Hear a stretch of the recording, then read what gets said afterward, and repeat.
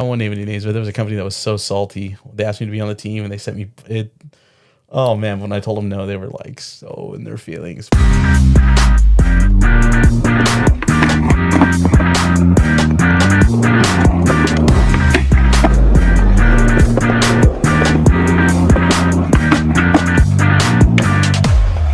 Bigspin Podcast. I'm your host, Jake Sims, aka Jake PFB, and I'm here with the infamous Christopher Vargas, aka Fb.Christopher, aka Fb.Chris, aka Dollar Tree Guy.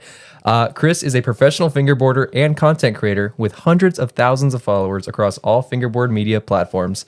Wow. He's sponsored by several huge fingerboard companies. We will get into those soon. Chris is a natural-born host. He hosts 2 fingerboard events. The first one, Shredder Mania, and the second one, Sunday Sessions, which are both hosted in Southern California. And he also hosts this wonderful podcast you're all listening to. You may know Chris from his infamous Such films. I know, yes. You may know Chris from his infamous Dollar Tree builds, or the guy that hosts the Bigspin Podcast, and he's also on a few awful fingerboards. Welcome, Chris. Thank you for being on this podcast. Sorry for saying Bigspin Podcast twice. No problem. That was really good. I was kind of like, I tried. Yeah, I was. You like that? You make me sound way better than I am. So. Oh, well, you're I amazing. don't sound like a complete weenie. Well, absolutely. Thank you, Jake. Thank you for hosting this. Of course, dude. You sound great. Yeah. I feel weird being on the other side. We switched roles here. Absolutely. You nervous? Absolutely. Why? Yeah. Well, why are you nervous? I'm a loss for words, and it's weird because like I host, I'm usually hosting the podcast, but I feel like I'm just at a little bit of a loss for words. So You're the one in control usually, and now I'm at control. the mercy of your. Now I'm the one trying to peek at your MacBook to see what you're going to ask me. Nope. Okay. All right. Let's just jump right into it. Sick. We have a lot to cover today. Yeah. So let's just get this question out of the way. Yeah. Very basic.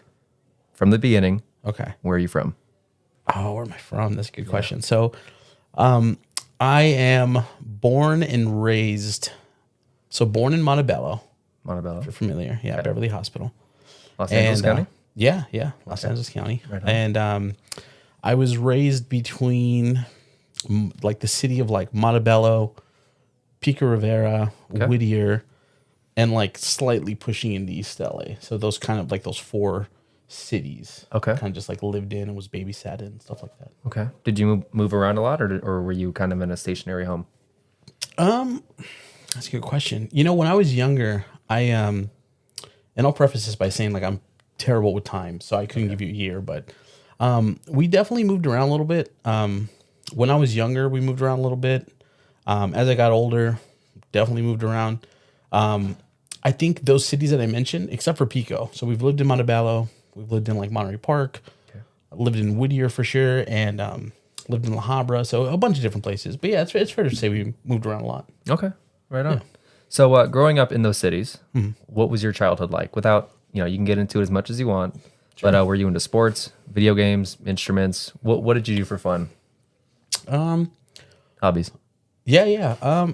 So I spent a lot of time with pretty early on, like it was just my mom raising my brothers and I. Okay. And we spent a lot of time at my aunt's house just because she babysat us while my mom was working. With being a single mom, obviously she had to work.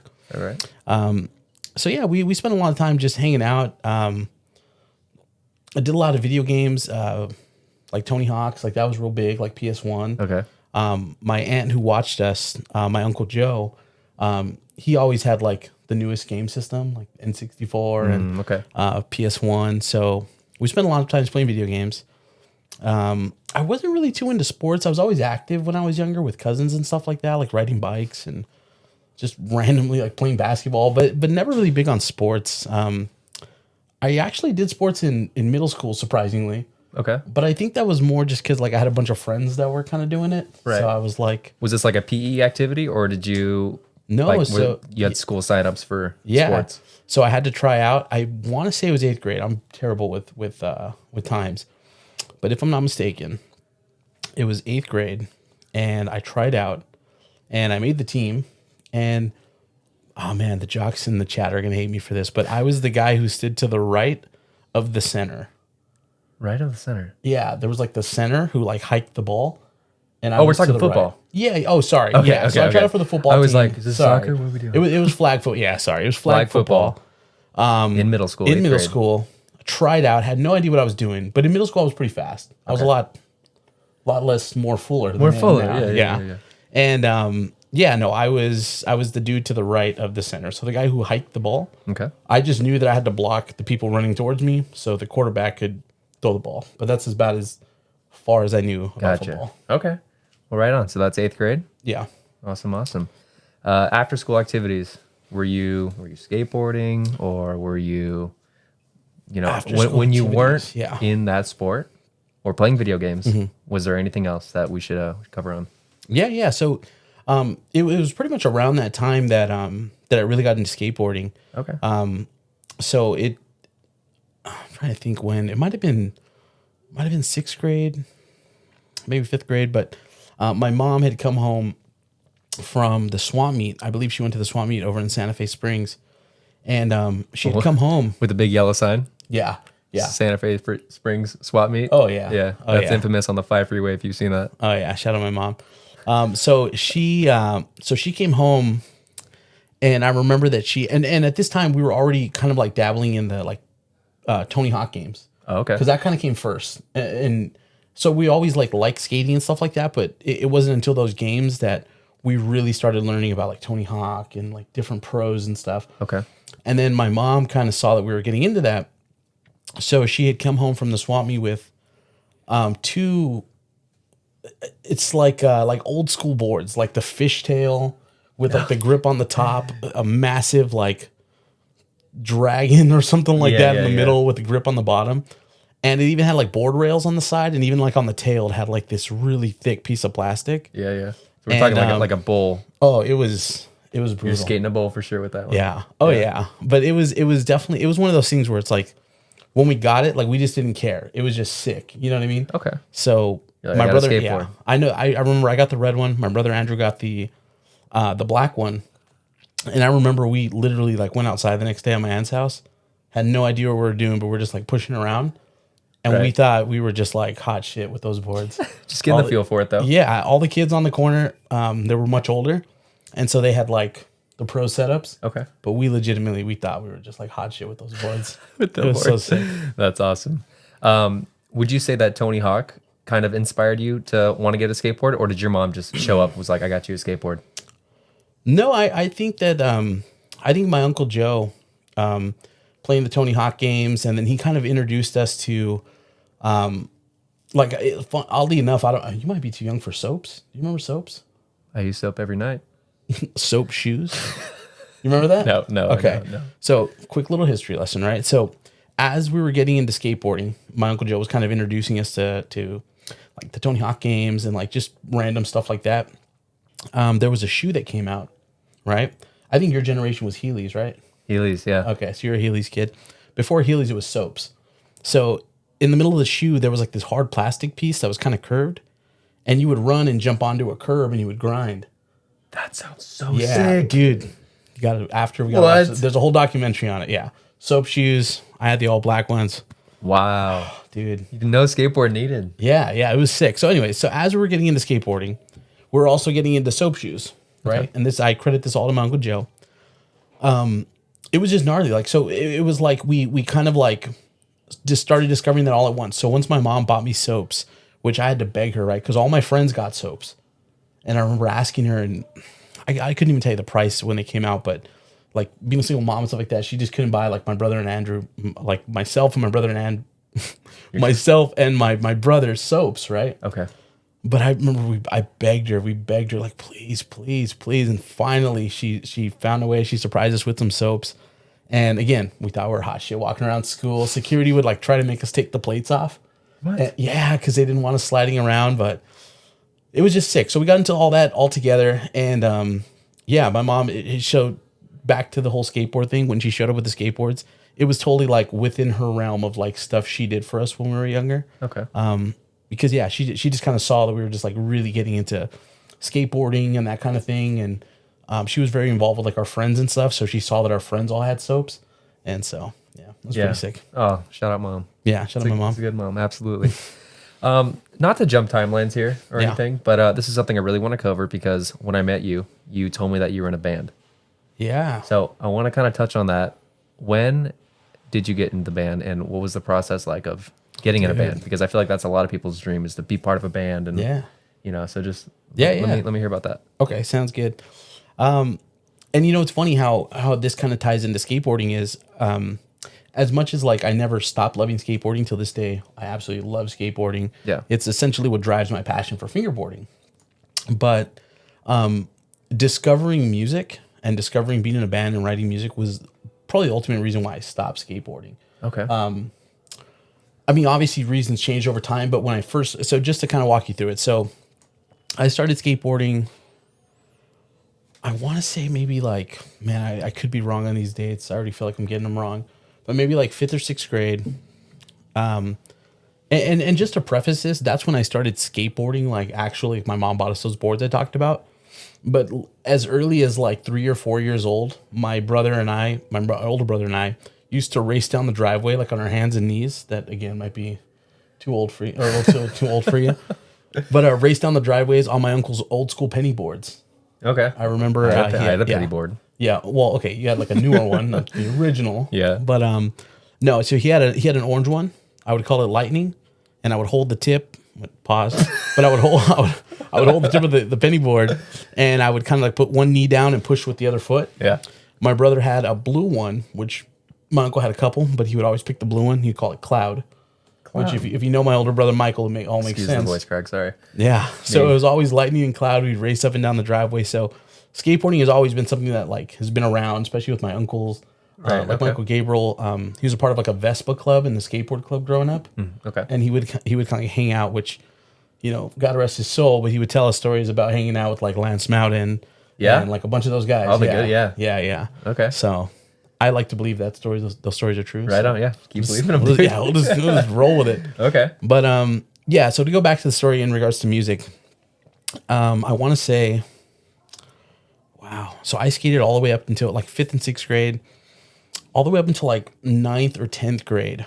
And we were going hard, right? Like our skateboarding was like my mom would pick me and my friends up and my little brother from school.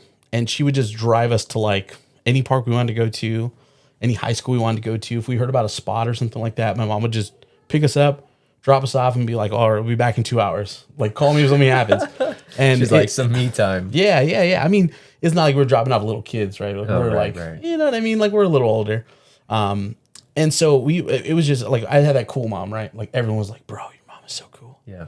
So so we're going heavy on skateboarding, but then what always kind of happens is like as you get older, like you meet, you know, girlfriends and crushes and stuff like that.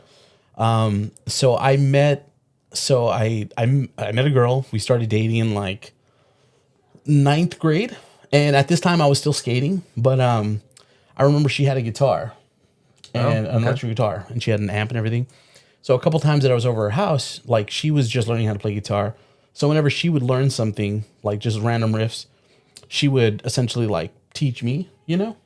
Okay. And so I remember I played the guitar like once or twice, and I just loved it. Like I fell in love with it immediately. Okay. And at the time I was really heavy into Blink-182. Like that was like, I mean, that still is my favorite band ever. Yeah.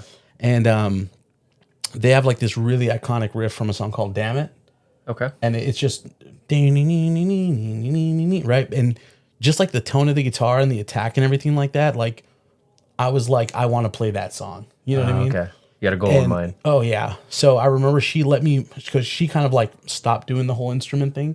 Okay. And her mom was super cool. I don't want to say her name because I don't know. She's kind of still around. Okay. So shout out her. She was super, super cool. But her and her mom, super cool, and always supportive of like skateboarding and stuff. But they were like, hey, do you want to just borrow the guitar and the amp and like take it home? And Wait a minute, hold that thought. We'll be back to the pod in just a second. This is the first ever official pause moment on the Bigspin and is brought to you by Six Skates. It really doesn't matter if you're shopping online at sixskates.com or in their storefront located in Toronto, Canada. Because either way, Six Skates is your one-stop shop for all your fingerboard needs. And once you finish this pod, be sure to drop a like and a comment, head over to sixskates.com, use the code on screen, save some cash. I was like, sure. Took it home, and man, my mom was just like, she's always been supportive, but she was just like, yo, you got to keep it down. My mom has never been big on sounds and stuff like that. So, there I am in the garage with the guitar super low with like tons of gain. So I get that like super distortion sound. And I taught myself how to play Damn It probably like in 2 or 3 weeks of having the guitar. Right. And that was like my first riff that I was able to kind of get through. Okay. After that, it was like, I loved it. Like, I loved playing music. I was into Green Day pretty heavy at the time, not so much anymore, but the other one is like Brain Stew. Okay. That everyone kind of dun it. Yeah. So, you were always into that type of music. Oh yeah. So you were like, I want to play what they're playing. For sure. Right. For sure. Play your favorite songs. Yeah, absolutely. So once I started playing the guitar, pretty early on, like I decided like, what if I try to write my own music? You know what I mean? Okay. And that kind of opened up a door. So playing music kind of opened up a door to like new people at school. And it just so happened those people skated too. So it was cool because when I first met friends that played instruments, they also skated. So it was like after school we'd go skate, and then after like 2 hours we'd go back to their house and we'd have band practice. So sick. Yeah. You just had friends with the same hobby. Oh yeah. I loved it. That's so awesome. So it was, I can't remember the order that I met them in, but so I was playing the guitar and skateboarding. I had a friend named Derek. Again, we may have met prior to the band stuff because my timeline is all messed up, but either way, he skateboarded. He was a rad skateboarder. He was a kid in the group who was like the best skater, like in our group. Okay. You know Everyone what I mean? Like, looked up to him in that group. Oh yeah. He was great. And he ended up playing the bass. Right. So so now the band's coming together, bass, guitar. Okay. We met a foreign exchange student from, if I'm not mistaken, dude, if he's listening, sorry, Sam. I'm pretty sure he was from France. Okay. He was French. Sam Kamiri? Does that sound French? I don't know. I think he was. Yeah, we'll go. Shout out Sam. Is it Sam? Okay, I forgot the name. Or sorry, Sam. Sammy. I believe it was Sami. Oh. Yeah. Sammy. Yeah. There you go. From France. And so when we met him, he kind of dabbled on guitar and bass and stuff like that, but he was really into drums. Okay. So again, he skated. He was a gnarly skater as well. He was playing the drums, and that's kind of how the first iteration of my band kind of came out, or kind of came to be. And we did a lot of like Blink covers. We did a lot of like the Ataris. We covered Brand New, Mess, Newfound Glory. Okay. A bunch of those bands. And we just did a bunch of cover songs, and one day we were just like, what if we just wrote our own song, and we sat there at Derek's house, and we were literally just playing around, and we're throwing lines out, and we kind of just fumbled together a song or two, right? And there was an older group of guys at school that were hosting, at this time we're freshmen in high school. Okay. So freshmen, maybe like going into like 10th grade maybe. Okay. And these older guys, they were in a band, and they were already kind of established. They were seniors. And they had told us like, hey, like we heard you guys were in a band. Like we need an opening band for our show. You're like, dude, yeah. You were like, yeah, we're in a band. We're good, dude. And it was crazy because we had like 2 or 3 songs of our own, but we had no singer, right? Okay. So we had no singer. It was just 3 of us. And I remember we showed up to the show, and we were just kind of, so they asked us, they're like, hey, how many mics do you need? Like, how many singers? And we were just like, well, none of us sing. You know what I mean? Like, what do you mean? We didn't think that far ahead. Yeah. And, the show was about to start in like an hour or two. We're just kind of loading into the backyard. And my friend Derek was like, look, I've heard you kind of mess around at practice. Like, Sam and I talked, you're the singer. Wait. So you were... Sheen. Yeah, sorry about that, Charlie. I love it. So you guys were going to perform with no singer? No singer. It never occurred to us that we needed a singer. We were just a jam band. Yeah. And they asked us to play, and we were just like, oh yeah, sure. The gig's in 3 days. 3 days? Like, yeah, we'll be there. So you guys pulled up? And you're unloading. Pulled up, unloading. We're setting up. We're the first band. We're the opening band. It was a backyard show. Somewhere in like, I think it was like behind the Montebello Town Center. So I don't know what that would be, but in that general area. And yeah, we're setting up, and they're like, "Yo, how many mics do you need for the PA?"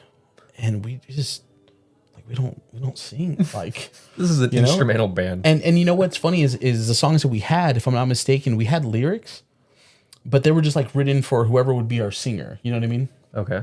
And yeah, Derek came up to me right before we played, and he's just like, "Look, Sam and I talked. You're the singer. Like you wrote the lyrics. It's decided." Yeah. Sam was like, "You wrote the lyrics," or Derek was like, "You wrote the lyrics. So like, sing them. Like you sing great." I'm like, "No, like that.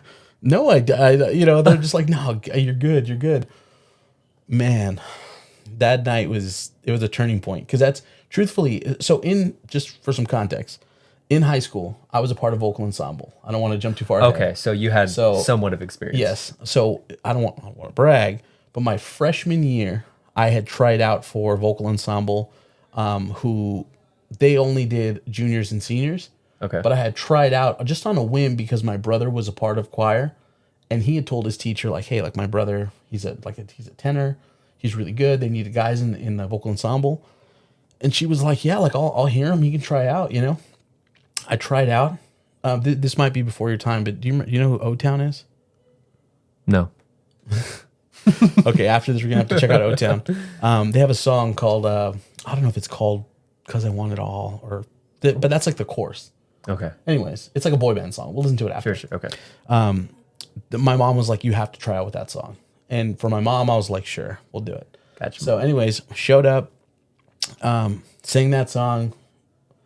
Don't want to brag, but I killed it. Yeah. And I at this time I really enjoyed singing, but not like forcefully, like, "Hey, you're singing now." Yeah. But no, I enjoyed it. I tried out, and the choir teacher, she was super stoked, and she's like, "Yo, you're in." So I was the only freshman to be in vocal ensemble, like, because it was like for the seniors and juniors. Oh, okay, I got you. And long story short, I was in high school, or I was in vocal ensemble all 4 years of high school. Even in middle school, I went to a place called Eastmont. I did the choir from 5th grade to 8th grade. Okay. So 5th grade, 8th grade was in choir. All the way through high school was in choir. So it was like singing was always like a background thing for me, but like I really enjoyed it in school. Okay. Yeah. And okay, so that's enough of that side quest. So back to the I'm glad we covered that, yeah. because you said you just hopped up there and started singing. I'm like, well, you know what you're doing. You know what you're doing. Yeah. So there was definitely some background there. So I don't make it sound like I was just hopped up on stage. So there was definitely some background there. Okay. And okay, so back to the night that we performed. So, they set up a mic for me and Derek, right? They ended up setting up 2 mics, but Derek was like, "Yo, you're the singer." I'm like, "Dude, okay, so let's do it." That night we ended up stumbling through our songs, which I couldn't even tell you any names or any lyrics. It's been so long, but we stumbled through our songs. I know for sure we covered Brain Stew, Green Day. Okay. I know for sure we covered Damn It. And I remember just singing the songs, and it just felt good. Once the nerves kind of went away, like that's when I kind of realized, like, okay, like I really want to do this. Like I really want to play music, you know? And so for the next couple of years, it was the 3 of us. We did the band, we did a bunch of covers, we did originals, and we played all throughout, like, just like our local, like, backyard shows and stuff like that. Okay. And we're all skating, but it's like between like girlfriends and the bands and stuff. And then the band started evolving as we got older, where like Sam necessarily, didn't really have time. So like we had found another drummer, and then we had like, Derek kind of did his own thing. So we brought in a new bass player, and there was a bunch of iterations of the band, and I know, like, this is like Fingerboard podcast, so I don't want to get into like no, this is years good. And years of it. But the first name we had named ourselves Man Overboard, which was like an homage to a Blink-182 song. It was like all of our favorite song at the time. And so we're Man Overboard, and then that kind of just changed throughout the years. So we had like members come and go, and over time, people just kind of left because, like I said, girlfriends and school, and people moved away and stuff, and we just kind of, and I kind of kept it going. So I was kind of like that one that's like was even though everything else was changing, like I was still like writing the music and trying to like keep it going. So as somebody left, I'd bring somebody else in, and over time, it's just like you're practicing so much and like you're kind of focusing on the band that you just kind of don't realize it, but like you just, at least for me, like I just stopped skating. Completely for the band. Yeah. Because you were all in. Yeah, yeah. And it was never like I don't like skateboarding no more. Yeah. Because I mean, truthfully, till this day, like I've followed skateboarding. Like I know it's, you know, it may not sound super core, but like my wife surprised me before Nixon was born. Nixon's like 8. She surprised me with tickets to SLS when it was in Los Angeles. Yeah. Oh, dude, I loved it. I wish I could go every year. Since I mean, obviously, it's like now it's all over the world and stuff like that. Right. But yeah, just to give you an idea, like I've always loved skateboarding, but at the time when I started playing music, like that just took priority in my life. Okay. And it was like nonstop from there. So just to kind of wrap up like the band saga, I did that for a bunch of years. We were Man Overboard forever. And we played a bunch of shows. We had a bunch of members. As we kind of got older and like now we're talking like 11th grade, 12th grade in high school. Yeah. Our tastes start to change in music and stuff. So we kind of like decided to go like with a heavier route. So like breakdowns and screaming and, you know what I mean? The hardcore stuff. The hardcore stuff. Stuff, yeah. Gotcha. And, you know, again, members changing, coming in and out. My buddy Andy, I don't know why I said it like that, Andy, but shout out Andy. Shout out Andy. My buddy Andy came into the picture. Another side quest story. We met at Hollywood Video. We used to work there. He worked at Game Crazy. I worked at Hollywood Video. Okay, and that might blow people's minds because that's like a relic that's not even around anymore. Oh, I'm totally aging myself with this interview, Jake. Yeah, what have you done? And so anyways, my buddy Andy comes in the picture, and he's always been into heavy music, like emo and stuff. He introduced me to tons of emo music, tons of hardcore music. And we became like, even till this day, he's definitely someone I consider like a really, really good friend. And we just hit it off super well. And he played the drums, and I was just like, okay, like this is who I want to write music with. You know what I mean? Like this is my buddy. Like we like the same stuff. Yeah. And so we ended up changing the whole band around. So at this point, we went from Man Overboard. We went to like more like hardcore style, and then we had. So it was like Green Day, Blink-182, and then what, like screamo type? Yeah, like screamo type stuff. Like we definitely did a lot of like trying to think who. I would say like Senses Fail was a big one. Okay. Seosin. Man, like A Day to Remember, The Devil Wears Prada, like all those bands. The movie? What's that? That's a good movie. Shout out on Hathaway. Yeah, but no. So all those bands, like it was like an iteration where we just knew we wanted to be heavier, we wanted to be a little more emo, and we were brainstorming a name. And my buddy Andy, there's a band called Brand New. So if Blink-182 is my favorite band of all time, probably like top 5 somewhere in there is a band called Brand New. Okay. The singer's kind of a POS, but you know what I mean? But we didn't know that till later on. You know what I mean? On a stick for all the kids watching. Yeah. POS. But you know, overall, like at the time, you know, they were like Brand New and like Taking Back Sunday. Those were like the bands that like I really loved. Okay. And they have a song called Me versus Myself versus Maradona, I think. Dude, I'm butchering the name. I haven't listened to it in years. But anyways, they reference a soccer player, and his name, I'll probably do the jocks in the chat are going to eat me alive. But I believe it's like Maradona. Maradona or something like that. Is this the song or the writer? This is the soccer player who they reference the name in their song title. Okay. Okay. So band Brand New that we all like has a song that references this random soccer player's name. Okay. And we just thought the name sounded cool. And my buddy Andy decided to change the name. So Maridona. And that was the name of like our hardcore band. And that was the band that like I toured with. And like we played a couple dates on the Vans Warped Tour. Well, that was a highlight of that. Dude. Yeah, dude. It was sick. So it's safe to say that this was not just like a, you know, let's go play once a week, whatever, or once a month. Yeah. You wanted like a career out of this. Oh yeah, for sure. Like Man Overboard was definitely, I still wanted those same things then, but it was just like a lot more, it still felt kind of juvenile in a lot of ways. And not to like shit on that band or the people that were a part of that, because it was great for what it was. But I felt like in order to kind of get to the next level and like be taken a little more serious, like you needed like a more established name, like more established image.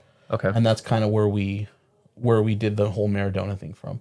Okay. And we did Maradona for years. Yeah, we toured, like we played all over Nevada, Arizona, all over California. Okay. We recorded an EP called Burdens. It's on EP. It's on EP. It's on YouTube. Yeah, people can still find it. Is it? Yeah. Do you want to plug it? Not really. No? If people find it, I've teased it a little bit on my Instagram, but if people want to look it up, it's Maridona.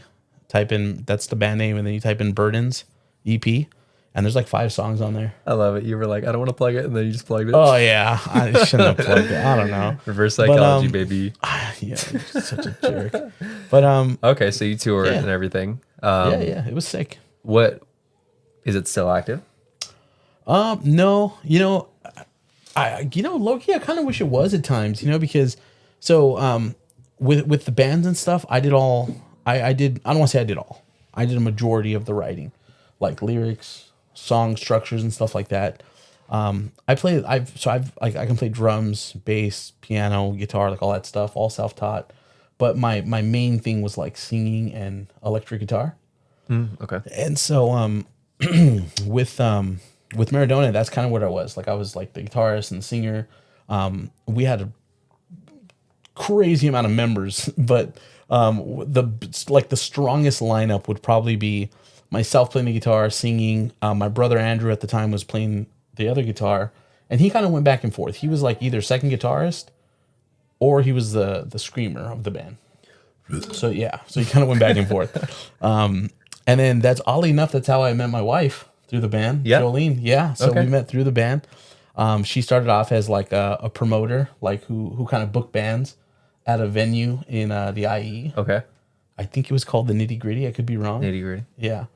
And she booked us. It was funny, and oddly enough, we never played. She booked us, and the show got canceled or something like that. No, really. But we ended up playing the backyard show that she was hosting, and we ended up meeting that way. And so it was, and obviously years later, here we are. Yeah, yeah. But she eventually became part of the band.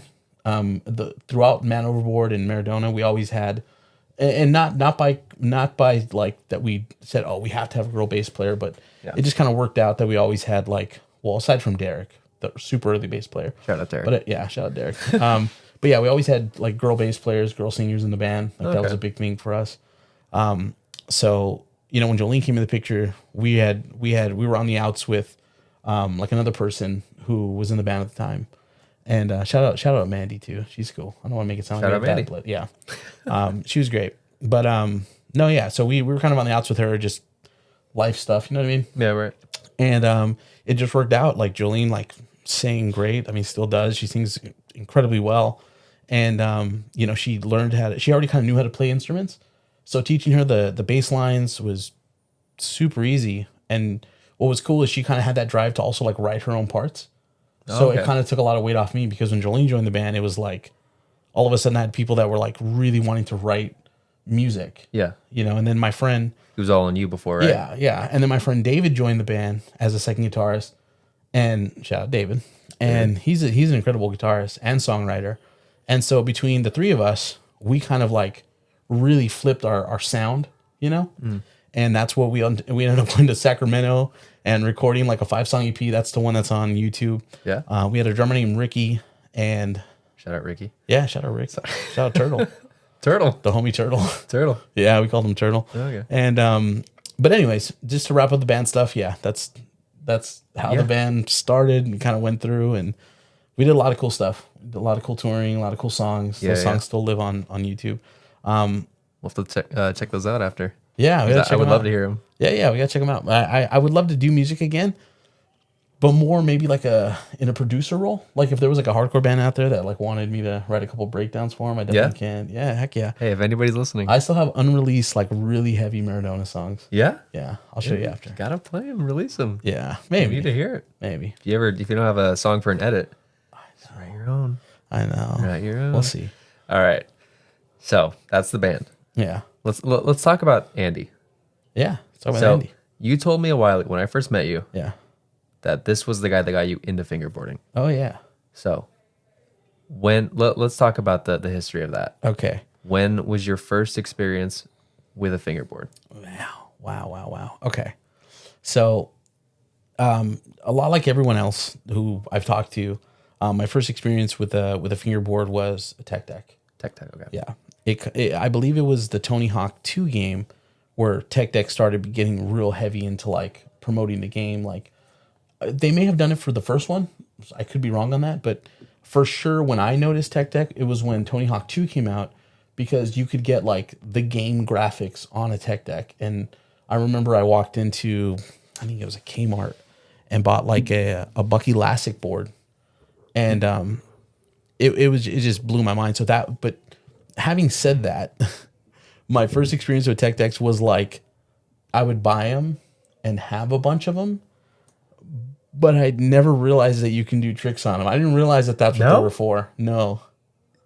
You just thought like maybe they just collect them, I don't or know. just Yeah, like, I mean, I air? definitely like rolled around a little bit, but never did I think to like pop a trick. You were like, it's a toy. Yeah. But for sure. skateboarding is for, you sure. do Like, tricks on that, but not on this. Yeah, That was like- the mindset going into it. Yeah, and I'll be honest with you, I don't think I've seen anyone at my school do tricks on them. I mean, there's people that are like, oh yeah, I fingerboarded like with kids at school.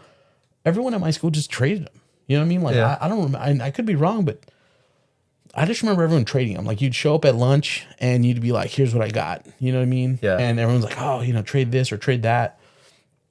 And that was as far as it went. Like I didn't realize you can do tricks on it. No. The whole like Fingers of Fury thing, like when they put out the Tech Deck video. Yeah. Like I found out about that like 4 years ago. I didn't know that was a thing. No. No. Okay. So, the timeline here. Yeah. So this was what, like middle school? I would say school? I would say probably 5th grade. 5th grade. Yeah. Okay. So you were in you knew what a tech deck was back then. Yeah, for sure. But Andy was the one who introduced the wooden fingerboard. Right. So how Andy kind of ties in is, I don't want to say dates because honestly I'm probably gonna get him super wrong, but he came to right before the pandemic, right? So 4 years ago maybe. Right. Andy had come to, so obviously we've been friends for years and years and years. So at this point in time, I have 2 kids. Andy has a daughter. Obviously our kids are friends. Mm-hmm. So I want to say that Andy came to, if I'm not mistaken, he came to my youngest, maybe like a 3rd birthday or 2nd birthday maybe. Okay. I think it was 2nd. I don't know. One of those birthdays. And we're all sitting at the table in my backyard. Kids are hanging out, jumping in the jumper. My wife Jolene and Andy's wife at the time, like they're just hanging out. And I remember my buddy Andy, there's like a soda can in front of us just like this. Yeah. And he pulls out a fingerboard. He's like, yo, check it out. And he's like trying to ollie over the can, and then he does it. And I was like, yo, like, what is that? You know what I mean? Like, and he showed it to me. Just do. And he's like, yo, I got it on, I think Amazon or something like that. But he's like, yo, I bought this board and it's sick. And I remember thinking like, oh, is it a tech deck? Yeah. He's like, no. He's like, it has like metal trucks, has like plastic wheels or whatever with bearings, and it's a wooden board. And I was like, dude, like, I've never seen anything like this. Yeah. And I remember to this day, it was an LC board it was a graphic with Biggie on it, if I'm not mistaken. Yeah. Yeah. Okay. And I just remember messing with it over and over and over and just sitting there on the table, and I tried to start jumping over the can, and I was messing around with it, and within a few minutes, I had accidentally did like a kick flip or a varial or something. You just kind of flick it. Just kind of flinging it. Okay. And it's like that moment of like landing the trick was like, wait a minute. Like, wait a minute, this is sick. You're like, I should make some content now. Yeah, I'm like, I'm like, yo, this is sick. Yeah. So for the rest of the day, we are messing around with it, and I don't think nothing much of it. You know what I mean? Like, he leaves, whatever. I don't think nothing much of it. I think I've said before it was Christmas, but it's probably like a anniversary maybe or something like that. But Jolene ended up surprising me with a P-Rep board. Oh, okay. Yeah. So I can't remember maybe it was just a surprise. Maybe there was no holiday or like an event or anything. How far was that apart? Did you say? Weeks. A couple weeks. Couple weeks. Okay.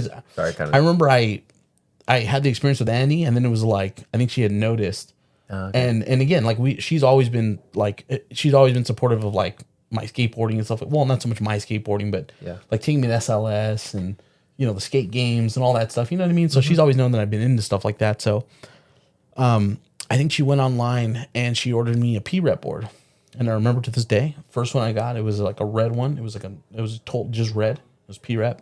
Okay. Funny story is that I put it all together, put the trucks on, put the wheels on, and I remember they sent me the grip, and it was a square. Okay. And I wasn't one of the pre-cut ones. Oh yeah, dude. Yeah. And I'm looking at this square, and I'm thinking like, what do I do with this? You know what I mean? Like what the like. So I'm like, okay, like I'm a skater, so like I use a razor. You know what I mean? Yeah. Ruin that piece of tape, right? I'm standing there in my kitchen, like, why is this not cutting? It's sticking to the razor, and it's terrible. So it came with 2 sheets of grip. So I'm like, okay, starting over. So take it apart. I'm standing there and I'm like, bro, I don't know what to do. You know what I mean? Yeah. So I'm like, okay, here's my genius plan. I put the grip on the table. I put the board on the grip. I got a pencil, and I just traced the board around on the grip tape. On the adhesive part? No. Oh. It's still, the second piece is still on the paper at this time. Okay. And I'm tracing it out. I grab the scissors, cut it out, and I'm like, bro, this is it. Like I just got it, and I put it on, and it was just awkward. It was like missing tape here, and it was the worst grip job ever on a fingerboard. The nose tapers. That alone, I'm not kidding with me, and this is kind of where like my OCD comes in. That alone was enough to be like, I want to use this so bad, but like, I'm not gonna do this. No. Like, it was so like I just couldn't. I mentally was just so. Anyways, stuck it in a drawer. Forgot about it. No. Yeah. YouTube never crossed your mind? Like, how to grip a tech deck. I know. If only you were around then, dude. I should have been making content. If only you were around. Sorry. Damn. Anyways, threw it in a drawer. Didn't think about it. Ended up finding it a few months later. Pulled it out. Messed with it. Ended up dropping it and stepping on it. And I was super bummed that it was broken. So my awesome wife ordered me a second one. This shout time out Jolene. Shout out Jolene. My awesome wife ordered me a second one, and it was a blue one this time. And this, it's important to note that when I first set up my first board, there was a little paper in there telling you how to put on grip tape. No. And I just never looked at it. So the second time I opened it up, saw that little paper, and I was like, oh, not the grip again. Flipped the paper over, and it had the whole nail file thing, and I was like, no, there's no way it's that easy. Popped it on.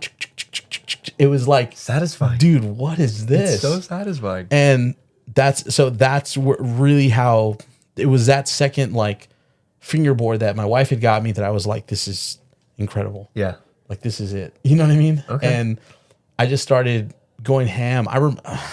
This is so bad, but I remember like just going to bed that night and just thinking all I could think about was fingerboarding.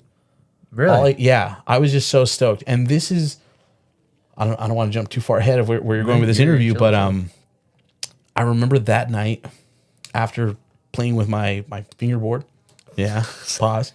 I Googled fingerboarding, and there you go. I remember the first thing that popped up, no joke, was a link to Slushcult, their website.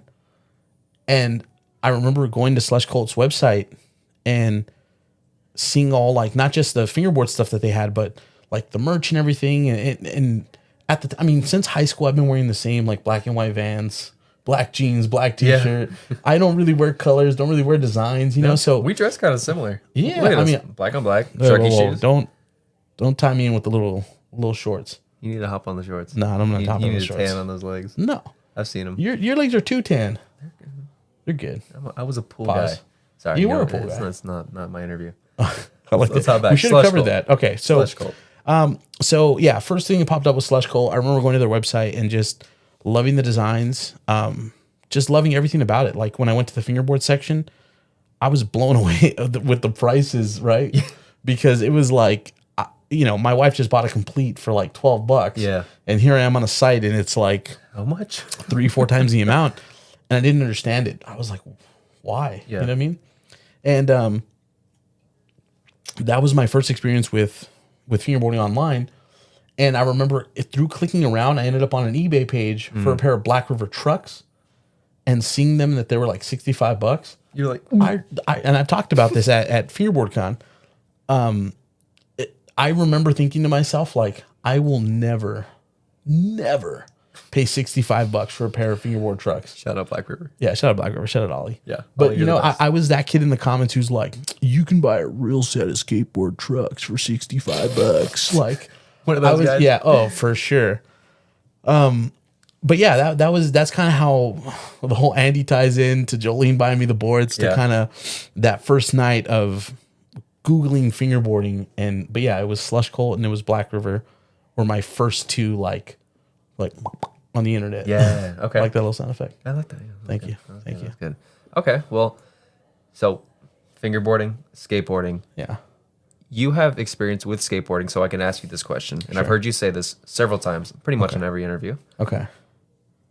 Does someone need skateboard experience to truly appreciate fingerboarding? Ooh. Man, I should have known you were going to ask me that. That's a good question. It's damn, it's so weird being on the other side. Because every time I ask that question, I always wait in anticipation on what they're going to say. I want to say something profound right now. You know, I'm going to say no. I think that if you skateboard and then you fingerboard, I think it definitely adds a layer to like your style and I think it's helpful, but I wouldn't say it's necessarily needed. You know what I mean? Okay. In the same way, let's see. In the same way people can sit down and this might be I'm just going to butcher this example, but in the same way people can sit down and enjoy watching basketball games and not like go to the park every day and play basketball.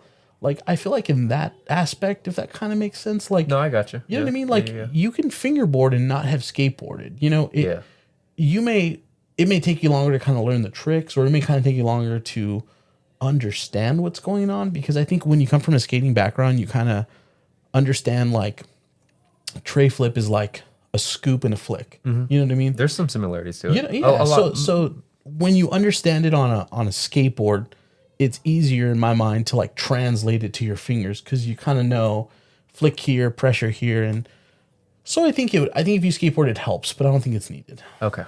That was a long-winded answer. No, that was great. So like I said in the beginning, Chris is a professional fingerboarder and he represents several big fingerboard companies. Yeah. And those companies are Awful Decks, Slushcult, and Pyro Wheels. Yes. So my first question here is, how long were you fingerboarding until you got your first sponsor, and what was that first sponsor? Wow. That's a crazy one. Man, that's a good one. I'm bad with timelines again, sorry. But probably maybe 5 to 6 months in, really? I got on my first sponsor. Yeah, and that was Playhouse Fingerboard Shop in Montebello. I just started going around and hanging out, and I, you know, as you can imagine, like I was super. I mean, you may not realize it from the content, but I was really socially awkward. Sometimes I still find myself like overwhelmed to the point where like I still feel socially awkward and like hard to like make friends, you know. But you know, I remember they would, you know, I just kind of connected with them randomly online, and they kept inviting me to the shop and like for sessions, you know, at night, and they were like, yeah, it's an after-hour sesh, just the homies, and I just was like, no. Jolene was like, you should go. Yeah. Jolene was like, you should go. And I was like, okay, I'll be there. And then every time just bailed. Just bail. And I was just nervous, you know. And then one night I said, you know what?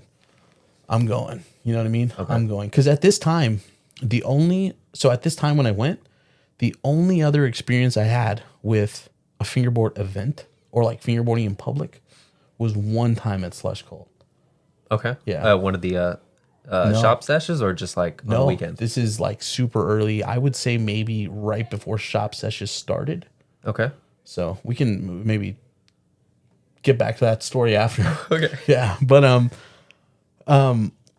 I went to Playhouse Fingerboard Shop one night, and I loved it. Like for the most part, like it was, you know, I met a bunch of cool people. It was after hours, so there wasn't. It was just more like an adult feel to it. You know what I mean? Like there's people hanging out. Right. Funny enough, that's how I actually met. That's how I met Glow. Really? We met that first night. Playhouse? Yeah. Okay. We met that first night.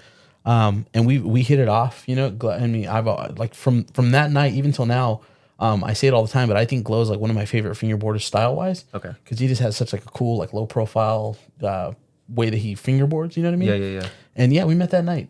Was he still riding the Glow setup? No. He was that night. He was riding. Oh man, I don't know the brand, but it was like a Rasta color board. And it was a 34. He used to ride 34s, yeah. You know, he dropped down to 29, kind of recent, like within the last year. Okay. And he went straight from 34 to 29. Not even, no. You didn't know? No in between. Wean down, no? Yeah, no. And for some context, for people who don't know, Glow, LA Glory Boy on Instagram. He rides a 29 millimeter awful board, 29 BRTs, and maple bull wheels. Yeah, 29 with an asterisk. Yeah. 29 with an asterisk. With an asterisk. So yeah, that's what I mean by the Glow setup. So he started with 34. Yeah. To 29. No winging. No weaning. Weaning it down. No. Wiener. Just straight to 29. Right on. That's awesome. Yeah. And so was it the first night that they approached you, or how did they ask you to like ride for their shop? It wasn't the first night. I clicked with the owner. His name was Bijan, and you know, I just kept going after that. Like I would go like 2 or 3 nights a week, and we'd sesh from like 7 or 8 down to like midnight some nights, maybe 1 a.m. And maybe about a month or so later, it was just kind of like, hey, like, you know, so-and-so's on the team, so-and-so's on the team. Like, do you want to be on the team? And it was like, yeah, like I joined the team. This is before like the social media, you know what I mean? Like the social media stuff. Right. At the time I had made maybe 2 videos, and you know, no views or anything, just, you know what I mean? Like it was just very like, I just loved making videos and stuff like that. So I made 2 videos. I made one about their first event. And so, yeah, they asked me to be on the team, and I joined, and that was it. Okay. And this was around 6 months you were into fingerboarding? Yeah, about 6 months. Did you think the idea of a fingerboard sponsor was funny? Yeah. No, you know, but I don't know how to describe it. Like I feel like because I have like somewhat of a skating background, and for skating, I think I was sponsored by a shop once in I think they were based out of either Montebello or Whittier. Yeah, sponsored skater. Yeah, but I mean, it was more. No, it was. I want to say it was called Gravity Skate Shop. I could be totally wrong though. Nope, you're pro in my eyes. I know you're pro in my eyes. Anyways, but it's like I kind of went into it knowing that it wasn't like, you know, just get a bunch of free stuff. You know what I mean? Yeah. I think that's kind of like people now, like a lot of kids now, just assume that it's I want to get sponsored on a bunch of free stuff, dude, and I kind of And so, you know, I was stoked on it. I was stoked. It was 6 months in. You know what I mean? Like, and it really, like in those early days, the Playhouse crew really felt like that. It really felt like a family. Yeah. Yeah. Like we'd meet up in sesh, but also like we would sit for like 2-3 hours after the sesh and just talk, just chill about just life and just, yeah. So, okay. So more than fingerboarding. Oh, for sure. Yeah. Those early Playhouse days. We're good. That's what some of the people that I consider like close friends now, I met there, like Ali Glory Boy, one of my best friends. Eric, people call him Sweaty Fingerboards. I've never understood why he called himself Sweaty Fingerboard. Sweaty. I mean, he is super sweaty. He has sweaty hands. But he's always clammy. Shout out Eric. Shout out the Muskas. The Muskas. In the Muskas. Yeah, but so Sweaty, Andy, and Glow are like the 3 main people that, I mean, obviously Andy predates Playhouse, but he was also on Playhouse at one point. So yeah, it was like the 3 of us, and we or the 4 of us rather, and we kind of still keep in contact. Are you still sponsored by them? No. Okay. Is it a touchy subject, or can we touch on it a little bit? We're touching a little bit. It was one of those things where it was great when it started. It really felt like a family. It really felt like a team, you know. Yeah. And then there was just like a lot of turmoil with other members. Not so much the shop. The shop, I mean, you know, they were just doing their thing. You know what I mean? Okay. They were just hosting events, doing their thing, just trying to essentially just become like a successful fingerboard shop. Sure. And for the most part, I think they did that. You know, they were, you know, they hosted events. They had people coming in. They had parks and stuff like that. I think that there was there was definitely turmoil. I won't speak on it more than that, just because I think that it is not so much for myself, because it didn't really have anything to do with me, but just for the people that were involved. Like I still like a weird subject, but there was some weirdness going on with a couple members on the team. Yeah, gotcha. And it kind of just divided all of us. And at this time, this is when my social media is kind of taken off a little bit. Okay. And and I had just made like a little bit of money through fingerboarding. Just TikTok or Instagram, just to kind of mush together the timeline. No, I didn't start making money on Instagram until recent. Okay. So I want to say it was TikTok, or it might have been like a brand sponsored post. Okay. And I remember thinking, and this may sound like selfish or whatever, but I remember thinking to myself like I just made passive income to support like my kids through fingerboarding, which I love. And it's like, I don't want to do anything to jeopardize that. You know what I mean? So if there's somebody who's problematic in this team, then I don't want no part of it. Sure. You know what I mean? And not to pass judgment on anyone, but it was more so like, I just kind of saw that it was getting weird. Like the waters were getting kind of, and I just bowed out. Oh, okay. You know what I mean? So shout out out those guys. Said your goodbyes. Yeah. Yeah. Okay. But I just, part of ways, no hard feelings. So that's it for the first sponsor. Right. What was the next one? Next one was Sorry for Fingerboarding. Yeah. Dude, shout out Nash. Yeah, shout out Nash. Talk to me about that. How did they approach you? It really started with me just trying to discover what kind of boards I liked. You know what I mean? Like I from the start, I mean, my first pro fingerboard ever after the P-Reps was an August fingerboard. I want to say they're based out of Colorado, maybe. Okay. And I love those boards. But I got a Sorry board in a trade at Playhouse. And I remember it was their low mold. I always forget if it's SF1 or 2, but whatever the low mold is. Okay. And I just loved it. Like it felt so good. And after that, like I'm very I hate to say OCD, because like I know that I've never been like diagnosed, so like I don't want to sound like that guy who keeps just saying it, but I'm very picky, overly picky when it comes to like setups and stuff. So like it's a mental thing, but I have to have like, if I have one board that I really like, I have to just have everything like that. Like there's no in between. No. So like for a while I had like a couple Beast Pants, I had a couple Sorries, I had a couple Collier boards. Right? Shout out Collier. Yeah, shout out Collier. And by the way, I love the Collier low shape till this day. Yeah. Love it. It's pretty good, right? Yeah. Some of my favorite graphics ever are from Collier. Yeah. Like the Collier Mania. I love it. The red and the yellow pop. I tell Christian all the time. Anyways. Anyways, I had a bunch of like just random boards. But once I discovered the Sorry board, the low shape, it just took over. Like I couldn't use any other boards. No. So I just started trading a bunch of boards. I bought myself a couple of boards for like birthdays and Father's Day and stuff like that. Andy had got me a couple boards. So very quickly, my Sorry collection grew to like 15 boards or something like that. Okay. Yeah. And, I just started, only posting with Sorry boards and tagging them all the time.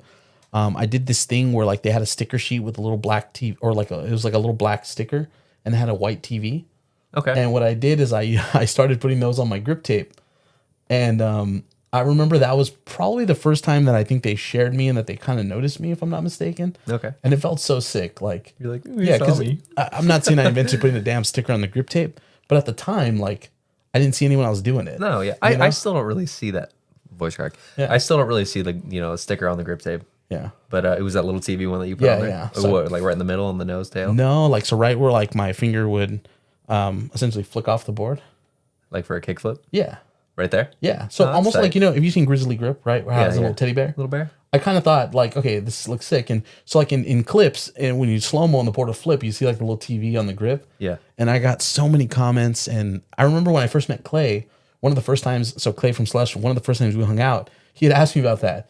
He was like, he looked at my board and was like, oh, it's a sticker. He's like, I thought like you somehow carved that into your grip. Yeah. And so, yeah, so I think that was the first time that I really maybe got their attention. I don't know. I could be wrong, but that's when like they kind of reached out and were like, hey. and Nash and I kind of just established just like a friendship. You know what I mean? Through DMs. And then if you know Nash, like he's a gnarly fingerboarder. Oh, yeah. Through and through. Like he's incredible. And I credit Nash to a lot of like, to me kind of like really pushing myself to get better at tricks, because I remember there was a time when I would literally ask him. I remember I asked him, he posted a random clip or something like that. And I remember messaging him and said, hey, like, how do you heel flip or something like that? And he would always, like, anytime I had a question about like tricks or suggestions, or when I'd post stuff, you know, he's never been shy to like write me and be like, hey, that was gnarly, but like try this, or like try to put your fingers this way, or, you know, instead of, you know, doing a back tail and like having this finger kind of crunched on the tail, you know, and, you know, everyone does their own style. But I remember I posted a clip where I was doing a back tail and my finger was kind of bent like this. And I remember Nash messaged me and was like, yo, like that clip was sick. You should try like this. And he sent me a picture of both his fingers. Yeah. You know what I mean? So Nash has always been that, like, never been afraid to like help out and jump in and be like, yo, that was sick, but try it like this. Yeah. No, that's good. So yeah. So we established a really good relationship that way, a really good rapport. And I remember a couple months into it, I went to a Long Beach, like an after hours, or maybe not after hours, but just like a nighttime sesh. Okay. And it was there when like we were just talking, and I'll never forget, like, you know, I met, this is like the second time I met Nash in person. So I was like super nervous and because I wanted to be on the team, you know what I mean? Right. But this is like the second time I'd met him, and I remember we were seshing in the park, and he's like, yo, he's all, let's get a picture so we can do a quick announcement. He's like, put you on like the ambassador team or the flow team or whatever. And I was like, like, oh my goodness. Like I was so, like, tell me that this isn't nerves. I remember I was standing there and he's like, let me get a picture on my phone. He's like, do a front blunt on this barrier. And I remember thinking to myself, like, what the fuck is a front blunt? No. You know, what is a front blunt? Bro, my brain was just like, what, like, you knew what it was, but like, of course, yeah. When he asked, you were like, when he asked, I went totally blank. I remember Andy was standing to the right of me. I remember it got kind of quiet. My ears were getting hot. I look over at Andy, and Andy's looking at me. Nash is standing there holding his phone. And I was like, I got you. Bro. Voice cracks. I pop into the trick, and then like, I think I did like a front tail. And he's like, no, I want to see the board graphic. Do a front, like a, you know, front blunt. Yeah. I was like, oh yeah, my bad. Pop into like a nose blunt. He's like, no, the graphic's upside down. Do a front blunt. And it's like my brain was like, it was. You knew what it was because you had a skateboarding background. Yeah. But it's like, it's just like nerves. In the moment, like I couldn't, because it was just so like we had talked a little bit, but when he pulled out his phone, it was already at the end of the night, and it was like, yo, let's get like a picture for an announcement. So it was like, what? Like an announcement? What do we have? Yeah.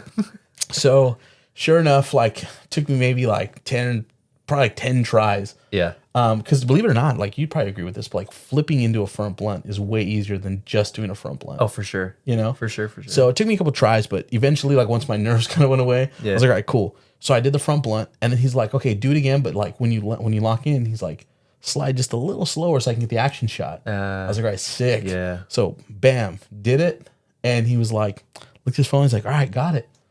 And I remember I remember Andy and I left, and we were in the car, and we're just like, Andy and I were just talking about, what does this mean? Like, you know, what is, you know? Yeah. And that night, Nash had posted the, like in the story, and it was like, I don't know, something like, welcome to the team or whatever. Yes. And it was just like a picture of me doing the front blunt, but oh man. You were like, we couldn't have just pretended that. Yeah. Oh dude, it was so bad. It was so bad. But yeah, it was a cool experience. It was a really cool experience. But yeah, so that's sick. Yeah. And I remember you told me a while ago that you actually met Dylan when you were on Sorry.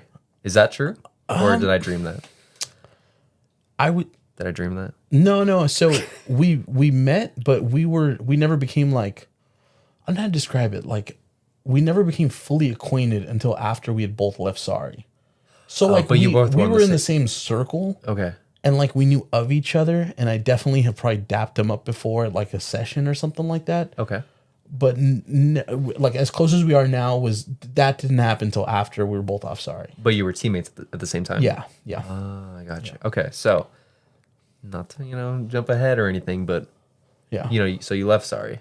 Yeah, I ended up leaving Sorry. Okay, how far after that? Like when you joined and you left, what was the timeline? Like how far?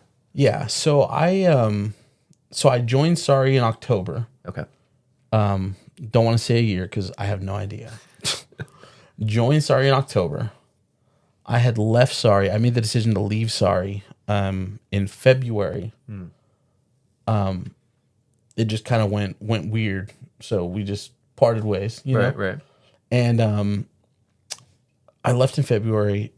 I don't know when Dylan left, but if I'm not mistaken, Dylan and I kind of came together July, maybe August. Okay. Of that year. Did you guys become friends because you were like, hey, you left Sorry, I left Sorry, let's be friends? Or no, we didn't. What was the friendship? Like how did that start? Yeah, no, we definitely didn't bond over Sorry trauma. Because Dylan, if you don't know, Dylan is the owner of Awful. And that's one of your sponsors. So that's why I want to touch on that. Absolutely. So let's talk about the friendship of Dylan because that plays a huge role in this interview. Yeah, no, for sure. And then so right after I had left Sorry in February, I essentially was looking for new boards, right?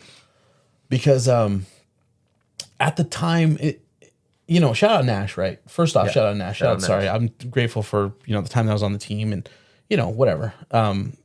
But when I left, it wasn't necessarily on the best terms. You know what I mean? Okay. And so I was, I was like, I don't want to sesh these boards anymore. You know what I mean? No, I gotcha. So I was essentially looking for another board sponsor. Well, okay, let me rephrase that. Not a board sponsor, but a board maker that I like their boards. Right. People ask me all the time, who are you going to go to next? And I did get offers right away. Like, hey, can I send you boards? Would you be on the team? And because at this time, social media is really like going up. Okay. I also want to touch on that, but yeah. So during that time when you were looking, or not looking, but you just left, people were hitting you up because they saw your content and they liked you, or because was it like a skill level? Do you think? At the time, I think it was definitely the numbers. Okay. Not to take away from like my skill level, because I was confident in my fingerboarding. Sure, yeah, you got sponsored by Sorry. That's huge. If a company that I've never talked to and I've never tried your boards, like we've never had any rapport, just DMs you and says, hey, do you want to be on our team? And mind you, there were some reputable companies. Like I won't name any names, but there was 2 to 3 that I could think of that are still around today that are reputable companies that slid the DMs super quick and were like, yo, we'll send you boards. You want to be on the team? And it just, you know what I mean? It didn't feel right. No, you know what I mean? Yeah. Because I got that question all the time. It's so funny thinking back. I got that question everyone's like, who are you going to now? Who are you going to now? It was like this like open season. Right. And I didn't have a board sponsor for almost a year. Between Sorry and Awful was almost a year, if I'm not mistaken. Okay. So I really wasn't looking for a sponsor. So it was just more so like looking for a company who had boards that I liked. Okay. I gotcha. So between that time, I tried Mild boards, which shout out Alex. Shout out Alex. They're great. If you haven't seen Alex's podcast, yeah, it's a few before this one, so check it out. Yeah. I believe, I could be wrong, but I believe his mallow shape at the time was called the spicy mold. Yeah, he has the spicy and hot mold, right? Yeah, I think so. I think he has new ones too. Yeah. Love that. So love that board. I was on Milds for a minute. Not on the team, but like just seshing Mild boards for a minute. I had, at that time, I'd become acquaintances with Stefan from Devise. Got a Devise board. Yeah, tried a Devise board. Same thing. Great board. It was like one of those things where it just, at the time, I don't think he was doing a low mold. Okay. And if you know me, like you were looking for the low mold. And so Raul from Moods, he provided me with a board, which till this day, I love that board. That's the one I did a commercial with for Lexus. Yeah. We can talk on that. Love that board. I'm gonna be completely honest. That's one of my favorite boards that I have in my collection. Where if like every other board is off the planet, like if Awful wasn't a thing anymore, like I would go back to that board. Really? Is it pretty similar? Do you think to the Awful? Oh yeah, just a low. Okay. I think so. It's a twin tail pop shape. Okay, and it's pretty mellow. Right. Okay. And the thing is though with that is he had a bunch of those mellow boards left like in stock, but he didn't make that shape anymore. Oh, okay. So it was almost one of those things where it's like he had his like 2022 mold or like 2021 and 2020 mold or something like that. Yeah, I gotcha. But he didn't make that one anymore. So it's like, how many boards could I really get from him? You know what I mean? Sure. So I love that board. So mild, devise, tried mood boards. They were great. Okay. Let's see. I did like a funeral thing where I had a bunch of funeral boards. They were great. Shout out funeral. Did a bunch of funeral boards. And I just like, it was just something with every board. You know what I mean? Like it's just a little something, and nothing to take away from any of those companies because I love the graphics, love the boards overall, but there was just always something missing. You know what I mean? Sure. Tried to go back to Beast Pants, same thing. You know what I mean? And it just, I got to a point where I was just kind of switching. Now I was back to like switching in between boards. You know what I mean? Right. I remember there was, oh man, it's so funny. I won't name any names, but there was a company that was so salty. They asked me to be on the team and they sent me it. Oh man, when I told them no, they were like so in their feelings. But really? Till this day, yeah. Interesting. Okay. Yeah, we'll talk about that after. They're so in their feelings. It's funny. But oh yeah, that's a good story. Anyways, long story short, sometime in like July or January, Clayton from Slushcult, he hits me up and was like, "Hey, like, are you gonna go on Thursday to sesh at Dynamic? Yeah, which is Dynamic headquarters." I was like, "Sure, yeah, let's go. Like, we should go. Like, can you pick me up? if you know me, I don't like to drive." Yeah, okay. And he was like, "Yeah, we'll scoop you up. I have Dylan with me." And I was like, "Okay, sick." Like, because I already kind of knew of Dylan, you know. Okay. And I remember getting in the car that day, and like the entire ride there, even after we went to Taco Bell after, and I remember Dylan and I played like 10 games of skate at Taco Bell. Yeah. We just hit it off. You know what I mean? Like, again, like we've always known of each other, but it was like, it wasn't until that night that like we really kind of like talked and interacted and kind of like hung out. Okay. And on the drive home, I remember he told me, he's like, or Clayton actually was like one of them was like, "Oh yeah, he's doing boards now." I was like, "Oh, sick." And I remember Dylan, I was in the back seat and Dylan handed me one of his boards. And he's like, "Yeah, like I'm doing boards. Like I don't really know what it is yet, but I think it's gonna be called Awful. Like, and if you wanted to try out a board, like just let me know what you think. Like, yeah, that's cool." And I like that because with Dylan, it's never felt like pressure, like be on the team or ride it was always just like a homie, like just try out the boards, and if you like them, you like them. Yeah. And he had specifically told me too, when he gave me the boards, like, you don't need to make a video on these. Like, that's not what this is. Like, right. They're just for you to check out. So he gave me a 34 high and a 34 low, set them both up. And I was just like, dude, this is it. Yeah. Yeah. That was a whole moment because, I loved it. The Awful low, it just hit, you know what I mean? Like it just hit. And, what about that one was different about, because you said you love the Bigspin, you love the mild, but there was something that didn't feel right. It's all feeling. All feeling. It wasn't like a shape or no. I mean, because I'd be totally lying to you if I was like the wheelbase or the concave. Like I couldn't tell you what it is. Just something up here that's it was just a feeling. Like when you pick up a board, everyone's like go-to is like everyone tries to kickflip. You know what I mean? When you're testing out someone's board. Right. Imagine doing that with 10 boards and then you do one and you're just like, oh, that's the one. Okay. That's kind of how it was. I got you. It was just, I loved it. That was it. Right? That was it. Okay. Went to Dylan and I was like, yo, yes, let's do it. You know what I mean? Yeah. And it was just like, he was like, perfect. Like, if you want to be a part of this, like, I would love to have you on board. And I was like, dude, like, super laid back. Yeah. Dude, that makes me smile. That's a good story. I love that. Yeah. Shout out Dylan. For sure. And I know you just said that Clayton picked you up. And I know I've asked you, well, explain this. Tell me the background of this. Were you close? So you were obviously close with Clayton enough where he picked you up. Yeah. Were you a part of Slushcult then? Because you are a part of Slushcult right now. Oh, no. So at the time, no. I probably should have been because Clayton was waiting on. We had the. Shout out Clayton. Shout out Clay. He's going to hear this and be like, roll his eyes because he's like, we had the discussion about me joining Slushcult like probably like almost a year and a half before I dropped my welcome part.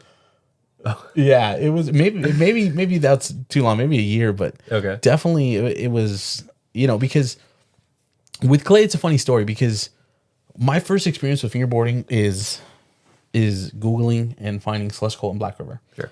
So when I first started, when I first started doing videos and stuff like that and doing the social media thing, I obviously was making videos about the stuff that I actually used, right? And like, it wasn't like, paid promotion and stuff like that. No. It was just using stuff that I liked, you know? So I made a bunch of slush videos, like on the bag, what's in my slush bag. That was one of like my first videos about slush that kind of blew up, Right. And I remember we kind of talked a little bit back and forth in the DMs, Clayton and I. And I remember I was so starstruck. I don't want to be that guy. I'm talking to Slush God. Yeah. And at the time, he was definitely still in my eyes like Slush God. Now he's just Clay. You know what I mean? Oh. He's the homie Clay. Oh, yeah. Right. But at the time, it was like fucking celebrity. You know what I mean? Like I was like, dude, what is life right now? Like Slushcult's DMing me, wanting me to come to the HQ, Yeah. And I remember like we were chatting, and I don't really think that I had put up my face in a lot of videos then. Not that I was like ever going for that, but I remember I because I used to work in Irvine. This is right before the pandemic. Yeah. Got off one day on the 5 freeway, and I was talking to my wife, and I was like, look, Slushcult is right here by my job. They're open for like another hour or two. And she's like, go. Yeah. And I was like, dude, I could not get out of the car. This is, remember I talked about actually going to Playhouse? Yes. This was the first event that I went to, or not event, but like fingerboard. It wasn't an event. It was like on a weekend or something, or Friday. It might've been like a Friday or something. I park, I walk over, bro. I'm like shaking. I'm panic attack mode. Yeah. Because I don't know what to expect. Like, you know what I mean? As I'm walking up, there was 2 guys, Clay and then White Mike. And they were all session there. They were sessioning White Mike's park. I walk up, and I remember putting my board down on the table and hearing the wheels go like, because my fingers were shaking, bro. Really? Like, because it's like, and I don't Clayton, if you're listening, don't stroke your ego that hard. It wasn't super starstruck on Clay. I mean, I was, but more so I was nervous because it was like, this is the first time I was about to fingerboard in public. It's a whole new environment. Oh my God. Rather than just sitting at your table. Yeah. So I put my board down. I picked my board up because I'm like, this is not happening. I had no intention of buying anything, but I'm like, okay, I'm just standing here. Like, what do I do? I'm not going to fingerboard. I'm over that. Abort mission. And then I started thinking, like, I can't just walk away. Like, they're going to think I'm weird. Like, I walked up, stood here so I was like, okay, let me just go in the mini mart and just buy like the cheapest thing. So it looks like I was here to shop. Walked in, bought a tech deck. No. Yeah, bro. Bought a tech deck and like a soda. Tech deck's great, but I bought a tech deck. Yeah. I bought a soda. And I remember Clay had come in to like ring me out. And at the time we had DM'd a little bit. And it's like, I was thinking like, do I tell him like, hey, like we talk in the DMs, you know what I mean? I was so, bro, I remember do you thinking, know me? Yeah. Do you know me? But he rang me out and he's like, I'll throw some stickers in, man. Hey, thanks for, supporting or whatever. I was like, yeah, thanks. And he's like, all right, man. And I was just standing there and I'm like, in my mind, I'm like, do I tell him my name? And I'm just like, FB. Okay, bye. Yeah. Christopher. And we totally do one of those things where like I put my fist up and he went to like kind of like dap me and I opened my hand and it was, oh, bro, it was one of these. It was like, I can feel that somewhere in my stomach right now. Bro, it was like, I just wanted to like disintegrate. You know what I mean? Like I just wanted to like, just, like Avengers Endgame where they just turned it. I wanted to do that. You just wanted this. And so, we had the awkward thing and I was like, all right, later. I walk out and I'm walking back to my car and I thought to myself, like, you may never recover from this moment. So go back and sesh, And I remember I called my wife and I told her what happened. And she was like, well, did you fingerboard? And I'm like, no. And she's like, go back. You know what I mean? I look at the time. It's about 10 minutes before they close. Parks are still out. White Mike is there. Slush God's there. I'm like, you know what? This is it. Like, I'm going back. Went back, started fingerboarding. I felt like they were staring at me. They probably weren't. But when you're just nervous. Said goodbye. So yeah, it was the worst. And then to top it off, I put my bag under the park. And this is kind of jumping ahead, but when I was leaving, I remember Slush was like, "Hey, excuse me, your bag." And I was like, "Oh, yeah, I forgot my bag." I was leaving. So anyways, I'm fingerboarding and I record a little edit, right? Yeah. And this is also where I wanted to disintegrate. I record a little edit. I go home, right? Clayton reminds me that I left my bag, right? I go home. I'm already freaking out because it's super awkward. Right. Get home, edit my edit, post it up. I remember I used the Power Ranger song because at the time, Slushcult felt very like retro. You know, I don't know. So I thought I ate. You know what I mean? Like I thought I ate. I posted this edit. It was like a terrible edit. I tagged Slushcult. I used a Power Ranger song, and I remember the first comment on there was like, "Dude, you posted his face. Delete this." Oh no! Oh, because he was. Dude, and I remember like what? So I had DM'd that person. Couldn't tell you who it was, but I DM'd that person, and I was like, "Hey, like, what do you mean?" And he's like, "Dude, like the guy from Slushcult doesn't show his face, and like he's in the background of like 2 of your clips. Like, delete this." Oh, no, bro. dude. I deleted that edit so fast. Did you archive it? So no, just straight delete it. yeah, straight deleted. And you know what's the worst part is when I actually did hang out with Clay, like a couple weeks later, because like we kind of connected and we wanted to like work together, do videos and stuff. Yeah. He'd asked me about the Power Ranger edit, and I told him, I was like, "Yo, I deleted it because like your face was in there," and he thought it was super funny. Like he was like, "Yeah, like I don't really share my face, but like I wouldn't have tripped, you know." But that person DM'd me and they were just like, "Bro." Made your heart sink for a second. I was doomed, bro. I was. You're done. I was done. So that's my story on how I met Slush. Yeah. That's my story on how I met Slush. Yeah. Okay. We ended up a couple weeks later. I ended up going to the HQ. We decided on like just working together on a couple of videos, and we just built like a beautiful man relationship. Bromance. Yeah, a little bromance since then. Shout out Clay. Love and Clay. eventually he just asked you to marry him Yeah. and be part of the. Be part of the team. When we had the conversation, we were standing in the old warehouse, and he's like something along the lines of like, "It's time," and I was like, "Yeah, it's time." It's time. And then he's like, "Yeah, man." He's like, "If you want to be on the team," he's like, "You know, you're always welcome." And I was like, "Yeah." And to be honest with you, I think we've had that conversation before. Like it was like, if you're like, if you ever leave Playhouse, like you're always welcome here. Like it wasn't like a poach type thing, but it was like Clay and I already had like a good relationship. So he was kind of just like, you do whatever you want, but like if you ever like leave Playhouse, you always have a spot on the team. Love it. And when I left Playhouse, my immediate thought was like, "Oh, I'm gonna jump on Slushcult," but because of the optics, truthfully, I waited a long time because I didn't want it to seem like I left one company to get with another, because I felt like that definitely wasn't it. But I was so worried about like how it would look optics wise, which looking back, I'm just like, nobody, probably no one gave a shit. But you know, so anyways, yeah, a year and a half later, after we had the conversation, I joined the Slushcult team, or about a year. That's awesome. And he asked you to, you guys were going to work on some videos together? Yeah, because at the time, like I was doing social media. Yeah. I definitely wasn't the only one doing social media, like fingerboarding stuff, but I was at the time just cranking out videos, like 2 videos a day. Yeah. And early on, I made Slushcult a huge part of like my brand. I know it sounds weird, but like everyone has like a brand, you know? Right.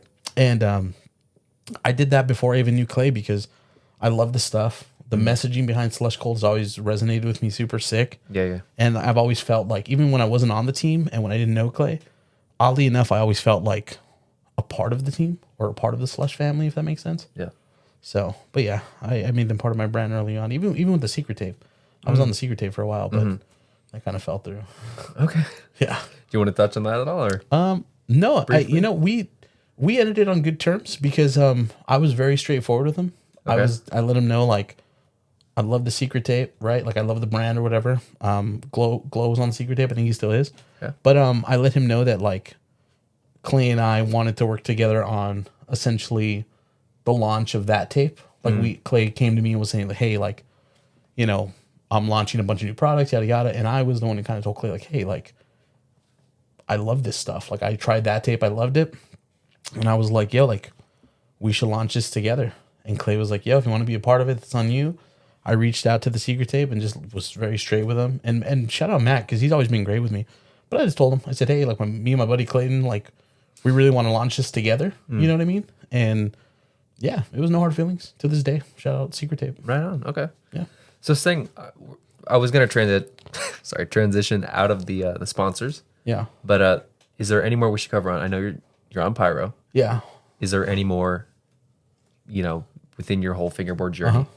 There was a secret tape. There's Playhouse. Yeah. There was. Am I missing any? No, I was on. So I'm on pyro. Sorry. Yeah, I'm on pyro. Yeah. Same thing with pyro. That was very organic. I posted a video, a Will Wednesday video.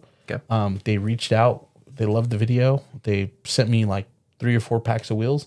Okay. To review or just no, just like, hey, thanks. Like, we're glad you like the wheels. Like, here's a little care package.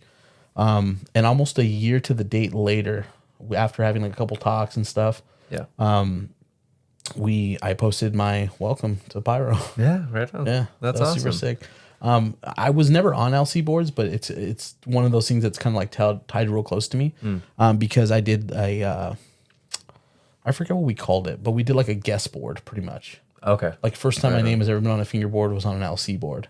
Okay. So yeah. I think I did want to touch that later, but I mean, let's just do it now. Yeah, I know. Yeah, I mean, because a lot of people think that I was like on LC boards, and honestly, LC boards are cool. They're obviously like we all know them as like the step up, step into fingerboarding, which is such a cool thing because everyone starts somewhere, and that's like they have like the perfect entry level boards and stuff like that. They like, do, yeah. They have everything. Yeah, Rams. Like, completes everything. 100%. And they're budget friendly, and that's kind of what I based my content on. Was from the very beginning, it was always budget friendly because I grew up. I wouldn't say poor, obviously, but I would definitely say I needed to be very frugal. I didn't have a lot growing up. Sure. So, that's what I kind of based a lot of my content on. And I just felt like with LC boards, it's like they were super supportive early on.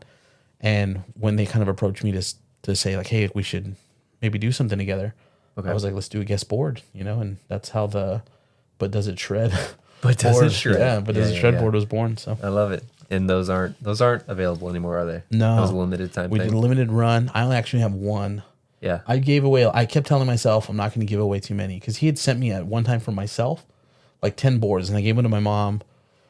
I gave one to a couple friends, and I kept like 3 or 4. And I think at one time I ran into someone at Walmart, and the kid was like super hyped to meet me at Walmart. Really? Yeah, that was one of my first times meeting someone like in public that had the whole like, you're Fb.Christopher. Yeah, and it never gets old because that's it. Or not someone never gets old, but it never gets like less awkward because that's for me. It's like, whoa, you're like, I'm just me. You know what I mean? And they're just like, oh my god. You have fans, or I mean, wait, sorry.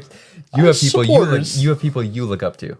Oh yeah, for sure. That you I understand it. My bad, I worded that wrong. No, I totally get it. You have fans. You have fans. No, you have people that you look up to.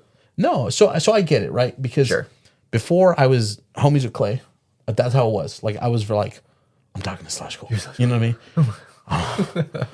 He knows Slushcult. But so when people come up to me or kids and want autographs and stuff, I get it. What I mean by awkward, it's like not awkward for them because I get it.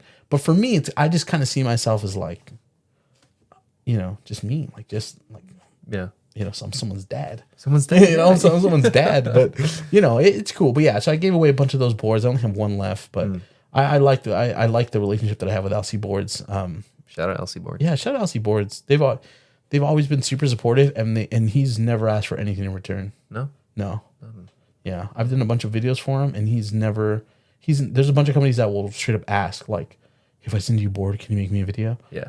And I never really liked that, and because I always wanted to keep my content authentic, right? So I didn't want to say I was seshing a board that I wasn't actually seshing, so I turned down a lot of those offers. Right. But with LC boards, like he's never asked me for anything in return. No, love that dude. All right, on okay.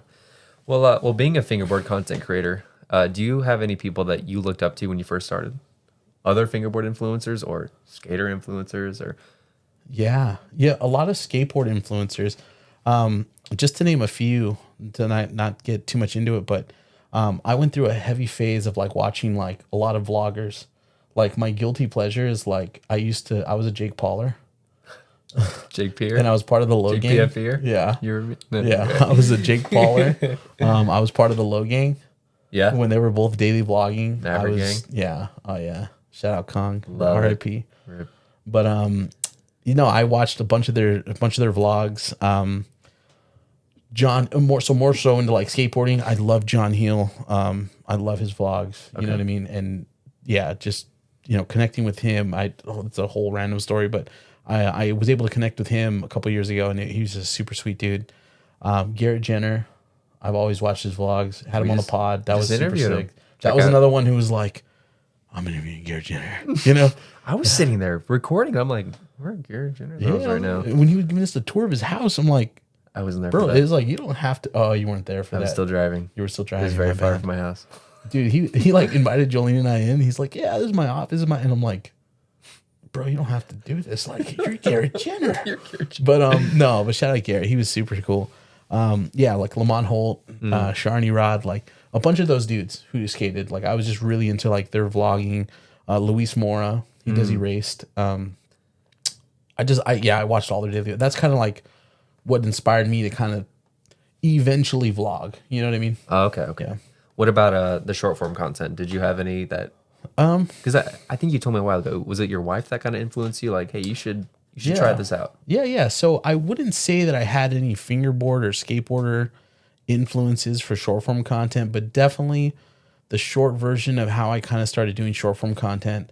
So I'm sitting in my room with like a little bedside table, maybe literally like 15 inches long. I'm terrible at math, but I was sitting there with the LC board, or not the LC board, the Broken Knuckles board, the second one she had bought me. Yeah. And I remember I had like a book with like some jewelry box on top of it, and I remember we had just went to Walmart, and some of my first videos, I'm making like a park out of the wood and stuff. So like I had this like little tiny skate park set up, and I was fingerboarding on that stuff, and my wife, I can literally till this day, I could still see it. I'm sitting here and I'm fingerboarding. My kids are asleep. My wife walks out of the restroom and she's walking back towards the living room, and she's like, hey, bub, why don't you just film what you're doing and just make a video? Mm-hmm. And I remember looking at her and just thinking to myself, like, no. So I told her, I was like, no one wants to see this. You know what I mean? And she's like, what do you mean? And I told her, I was like, I'm just sitting here playing with a toy. Like, no one, I'm not even good. You know what I mean? Like, no one's going to want to see this. And she was just like, just make a video about like, I don't know, something. You skateboarding, or you fixing it, or making one of your parks, or doing something with it. And I was like, okay. And I posted maybe like 5 or 6 videos on my wife's like, hey, you should do it. Yeah. And it was like I think my first really viral video was a grip tape video. You know how well those do. I have 2 of those. Yeah. Those are my most. Yeah. I posted a video talking about how to regrip your fingerboard on TikTok, and I was using a Beast Pants board in the video, and I was using Kim's grip tape because that was like my first, like, I remember when I first bought it from Kim's. Yeah. I was like, bro, this tape is like baller. Butter. So I made a video, went super viral. I don't want to say super viral, but like I think it did like maybe like 10,000 views in a day. And I was just, I could not understand it. Yeah. I could not understand it. So I kept the videos going. My first actual viral video. There's a outdoor skate park in Pico Rivera, California, at a park. I literally made a video of me finding it, cleaning it off with a broken broom that I had in my car, which till this day, people will comment like, yeah, right. Like, bro had a broken broom head in his car casually. It's like, bro, I have 2 kids that get crumbs all over the seat. Of course I had a broken broom head. That's what I sweep the seat off with. Prepared, dude. Bro, so anyways, I make a video just finding it, cleaning it off, and seshing it. And the next day I woke up with over 10,000 followers on TikTok. That was my next question. Yeah. Did you notice that it was a super fast growth, or was it over time? But it kind of seemed like it was overnight. I shot up to, I want to say like 40, maybe 50,000 off of one video. Oh my. Yeah. And it was that at Pico Rivera? Yeah. That one did 1 million views probably like in a week. Is it the same fingerboard park? Like, I know there's one in Fullerton at Independence Park. It's the same layout, but it's just at a different park. At a different place. It's in Pico, yeah. Okay. But yeah, it did 1 million views in like a week. First day I got like 10,000 followers off of it. Right. Right now I think on TikTok I have like 130,000, maybe 140,000. Yeah. That other like 100,000, that was definitely a slow growth. That kind of came from like the viral tech videos and the viral Dollar Tree stuff, but you know, that my real first viral video, like that sensation of like, I have 10,000 followers. Yeah. I have 15,000. I remember I was at a pool party, not too far from here actually. Yeah. Like down the street, my mom had rented a pool and on Swimply or whatever, and we were all there. I remember my stepdad was so stoked for me. He kept refreshing his phone and I kept refreshing mine. He's like, "You're up to 17,000. Oh my You're up. You got gosh. 200 more." And it's like an hour later, and so it was Pretty it was fast growth. That's amazing. Yeah. I know previously you said that, you know, growing up, you were more on the frugal side. Yeah. Is that what tied into all the Dollar Tree videos? Because you wanted to be budget friendly. Yeah. You wanted to show that fingerboarding doesn't have to be super expensive. Yeah. So let's talk about Dollar Tree. Yeah. Do you remember your first Dollar Tree video? Or one of the first ones? You know, that popped off. Yeah, first one that popped off would probably be the stairs. The stairs. The stairs, yeah. Jenga blocks? Jenga blocks, yeah. Or wooden blocks? Wooden blocks, yeah. Wooden blocks? Yeah. No, Jenga, if you want me to say your name, you got to slide in the DMs for the sponsor post. But no, you know, growing up, shout out my mom, you know, she essentially on her own raised, you know, myself and my two brothers. And and not to say this, 'cause I don't feel bad about my childhood at all, because a lot of the times when we were like at our brokest, lowest moments, like I felt like my brothers and I had the most fun, you know? Okay. Like not to get like too into it, but there was a time where like my mom was struggling hard because it was just her working, trying to support the three of us. Yeah. And, you know, shout out my mom for doing that. Shout out all single moms. But, you know, we were at one point living in a hotel. You know what I mean? Right. And, you know, some people will kind of look at that and be like, damn, bro. But dude, it was fun as hell, bro. We had a pool. Yeah. You know, there was parties in the lobby, you know, that like in the ballroom or whatever. And the hotel people were super cool with us. So like my brother Andrew and I would like, we would go down there some nights to like night swim. And then as they were cleaning up, we would be able to go in there and like get some of the food that was left over. So good memories, you know what I mean? You walk down there, you see Fingerboard Con taking place. You're dude. like, what is this? What is this? Shout out Vito. Shout out Blackriver. Slushcult. Shout out Fingerboard Con. Shout out, But, Fingerboard Con's amazing. Yeah, but I mean, just to tie it back, I always grew up having to kind of figure out how to get the things we wanted. You know what I mean? And to credit my mom, she always made sure that we didn't go without. Like we may have had to wait for things. We may have had to get off brands, but she made sure that we had what we needed. Right. Okay. You know? Right on. So the whole Dollar Tree thing, that's where I base my content. I kind of looked at it as if I was a kid who just started fingerboarding, I can't afford, you know, a $30 ramp. Right. I can't afford $50 trucks. You know what I mean? If I spend $100 on a setup, how am I going to ask my mom then to buy me a $40 ramp? And that's when I kind of said like, okay, like I can do Dollar Tree stuff. You know what I mean? And they have the pallets. Yeah, the Dollar Tree. Look at the pallets. Those are perfect for fingerboarding. So I've done so many Dollar Tree videos, and a bunch of them have popped off. Like till this day, people will message me, or the best part is like when other like adults like with kids will message me and be like, bro, like I do all these builds with my kids. Like, yeah, I hate to be like go to dad mode real quick, but that to me is like such a sick, like, you know what I mean? Not to like turn on me, but I have done so many of them. Yeah, I have. Really? I walked to the Dollar. There's like a Dollar Tree 3 miles away. I walked to it so I can get the stuff from your video. Dude, I was walking around the store. Was like, all right, you got this. You got this. Walked back home. I appreciate. Made it. Seshed it. And I still have it, I think. Dude, I appreciate you. But I love that. Yeah, dude, love it. That's sick. Yeah, shout out the Dollar Tree. Shout out Dollar Tree. Wait. They haven't sent the DMs yet, so no shout out the Dollar Tree. Do you have a favorite Dollar Tree find or build that you've done? Probably the street light. Do you remember the street light with the metal straw? Yeah, and it actually lit up, right? Yeah. The street light. Definitely the stairs, and probably the planner. Okay. The planner, I'm not gonna lie to you, till this day, people like credit, and who knows, maybe I'm not the first one to do it because there's, but people literally credit me sometimes for that build, like in group chats and stuff like that. Yeah. Like I just went to the Dollar Tree. I figured out that if you put like one picture frame on top of a smaller one, it makes like the perfect planner.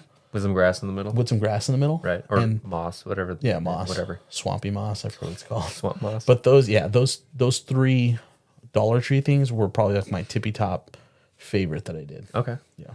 And, I've been scrolling on your page. Okay. I haven't seen too many Dollar Tree videos Yeah. as of recently. Yeah. Is there a reason to that? Sorry to call you out, but No, yeah, it's good. just I get curious. asked all the time to this day. It's like everyone wants so many. I mean, to be fair, I've posted over 50 of them. right. I've done half pipe. I've done boxes, Yeah. rails, countless amount of rails. You know what I mean? Sure. Believe it or not, for me, like, and I know this sounds counterproductive in the sense like coming from like a social media background, but you know, there was a minute there where like you kind of get caught up in the views, you know, like where you can bang out $10 Tree videos and they're going to get 10,000 views, 20,000 views. Sure. But I kind of got to a point where it's like, I wanted to preserve, like I wanted people to know that when you come to my page for a Dollar Tree video, like it's posted because I actually did it, it worked, and it's quality. Like I didn't want to post a video just to post a video. Sure. And it's funny you ask because I actually do have $2 Tree videos that I'm going to be filming in the next couple of weeks.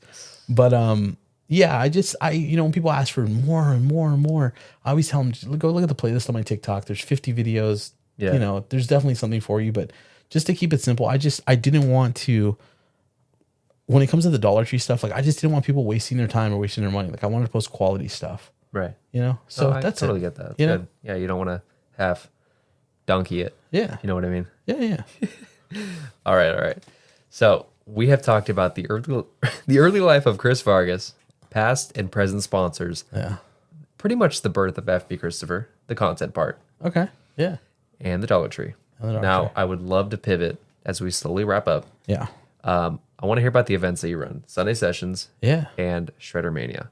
Dude. So let's start with this. What event came first?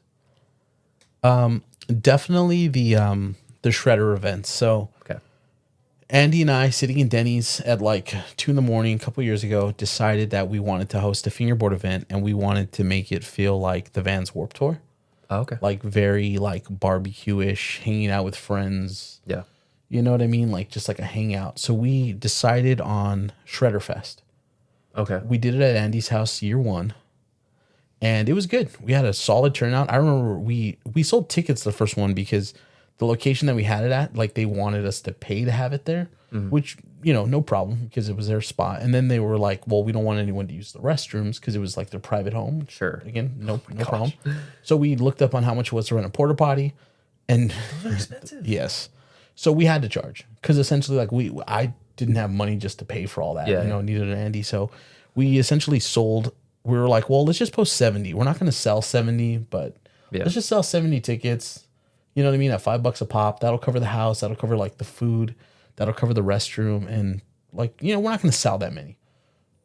We sold that many. We sold all 70 tickets online because the first time we did it online, we were trying to be like super like organized. We did it online. We even had people showing up at the gate. We just started letting people in for free because we couldn't keep track of like who paid and who didn't. Sure.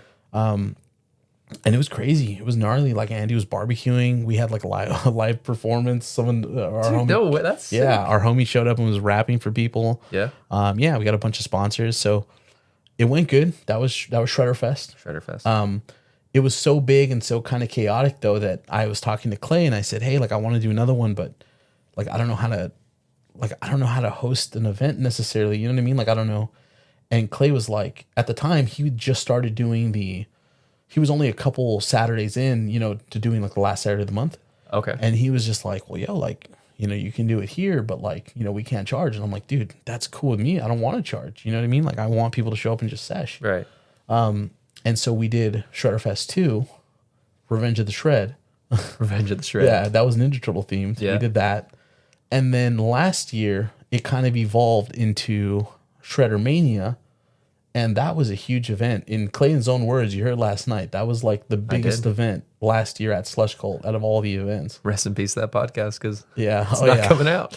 Not coming out. Yeah, they got But deleted, but yes, Clayton we did. gotta re-record that. Clayton did mention. I'm gonna that. make him re-say that actually. Oh yeah.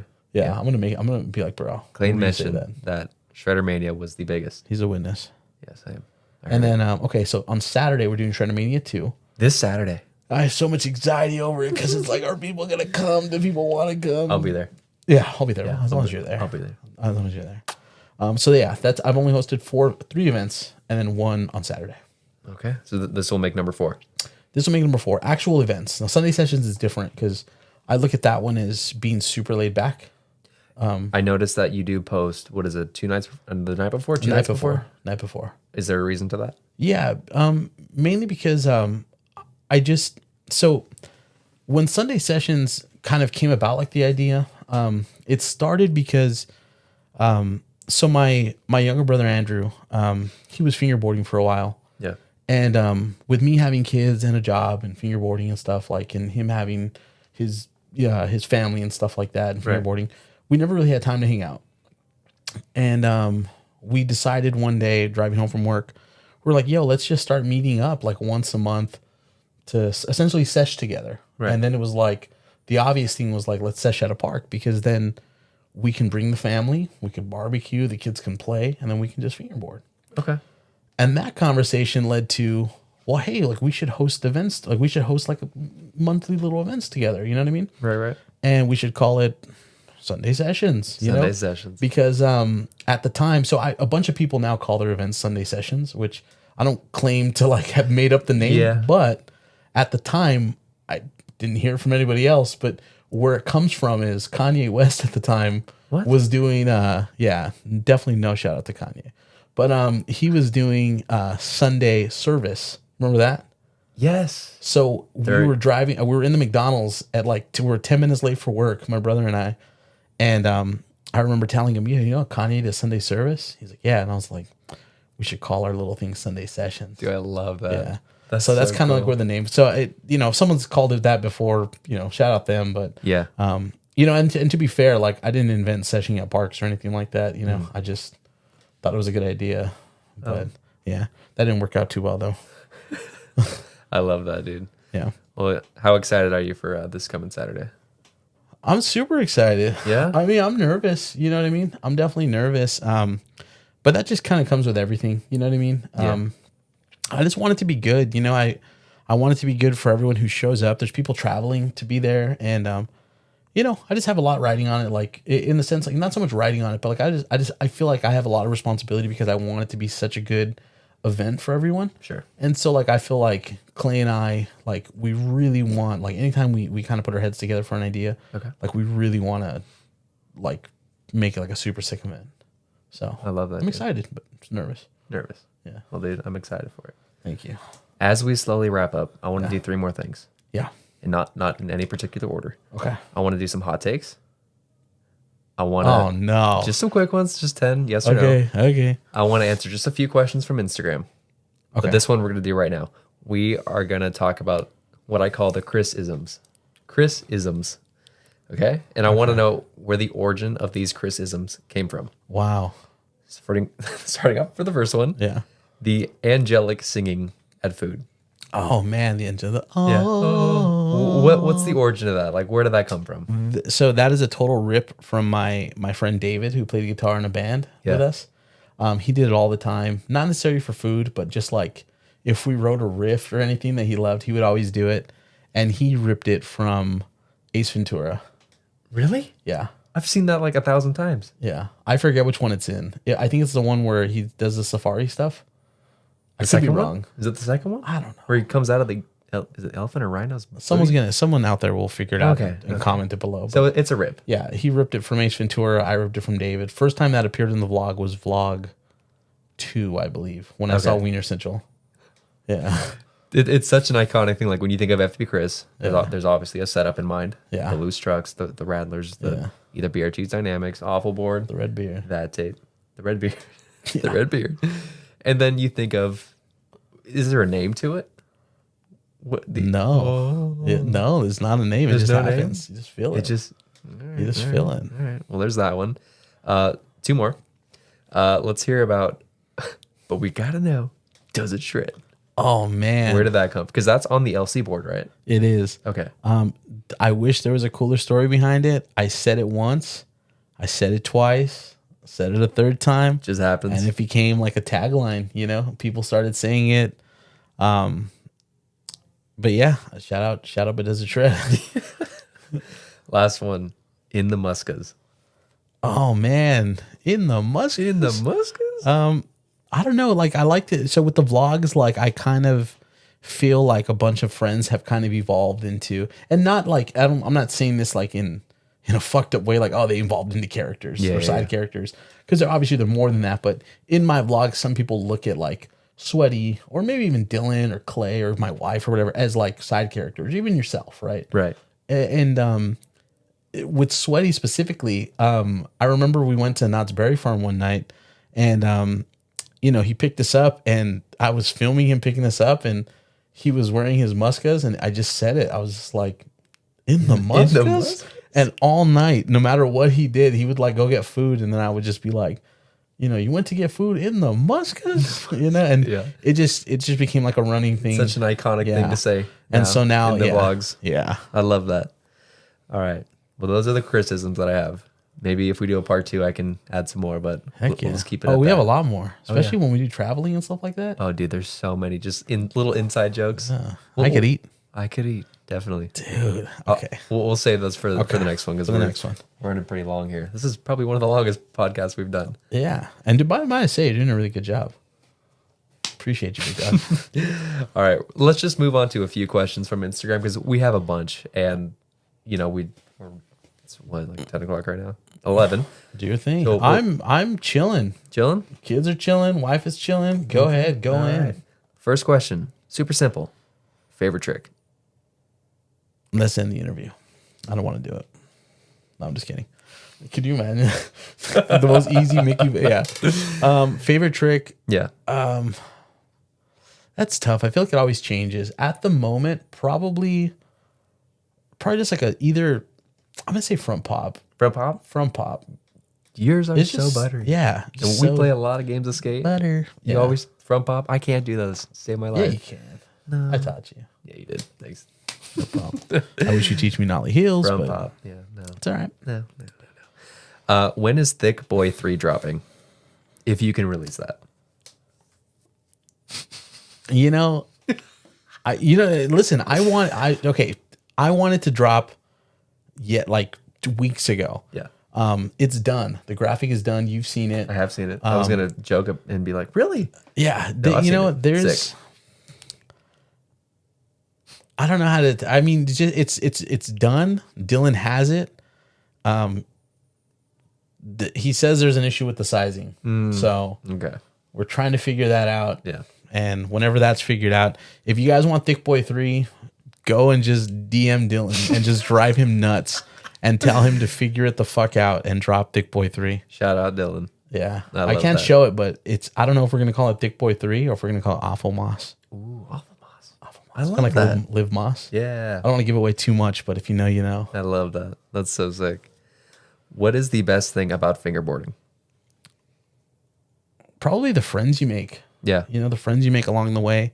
I know it sounds kind of cheesy, but to come together for like under like the umbrella of like such a simple hobby like fingerboarding, it's just incredible. I mean, fingerboarding alone is great. Like that's a vibe, but fingerboarding with homies and just meeting new people and learning new tricks and hyping each other up and filming and stuff like that is just unmatched. I love that. Yeah, it is. Part of the community. The people you make is the people you make. Yeah, the people you meet is it's what makes it fun, I think. Yeah, it really does.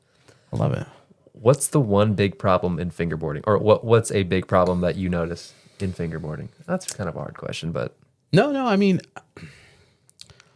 I think I don't know. I feel like that with every hobby, you can look at it and say this is wrong with it or this is wrong with it. Sure. I think you're kind of like with every hobby, like egos are a big issue, Yeah.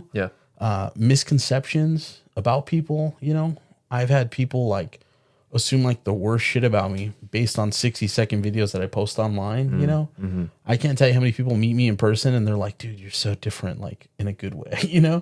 And I don't know if I just give off like piece of shit vibes in my videos, but it's like, you know what I mean? Like, it's just, I just think it's like misconceptions, egos, clicks. Oh God, I can't do the cool guy clicks. No. Yeah, I can't. Not with that. No, I feel like I'm just incapable of that. Maybe because it's like I feel like I'm at times still socially awkward, but I just can't do the cool guy clicks. No.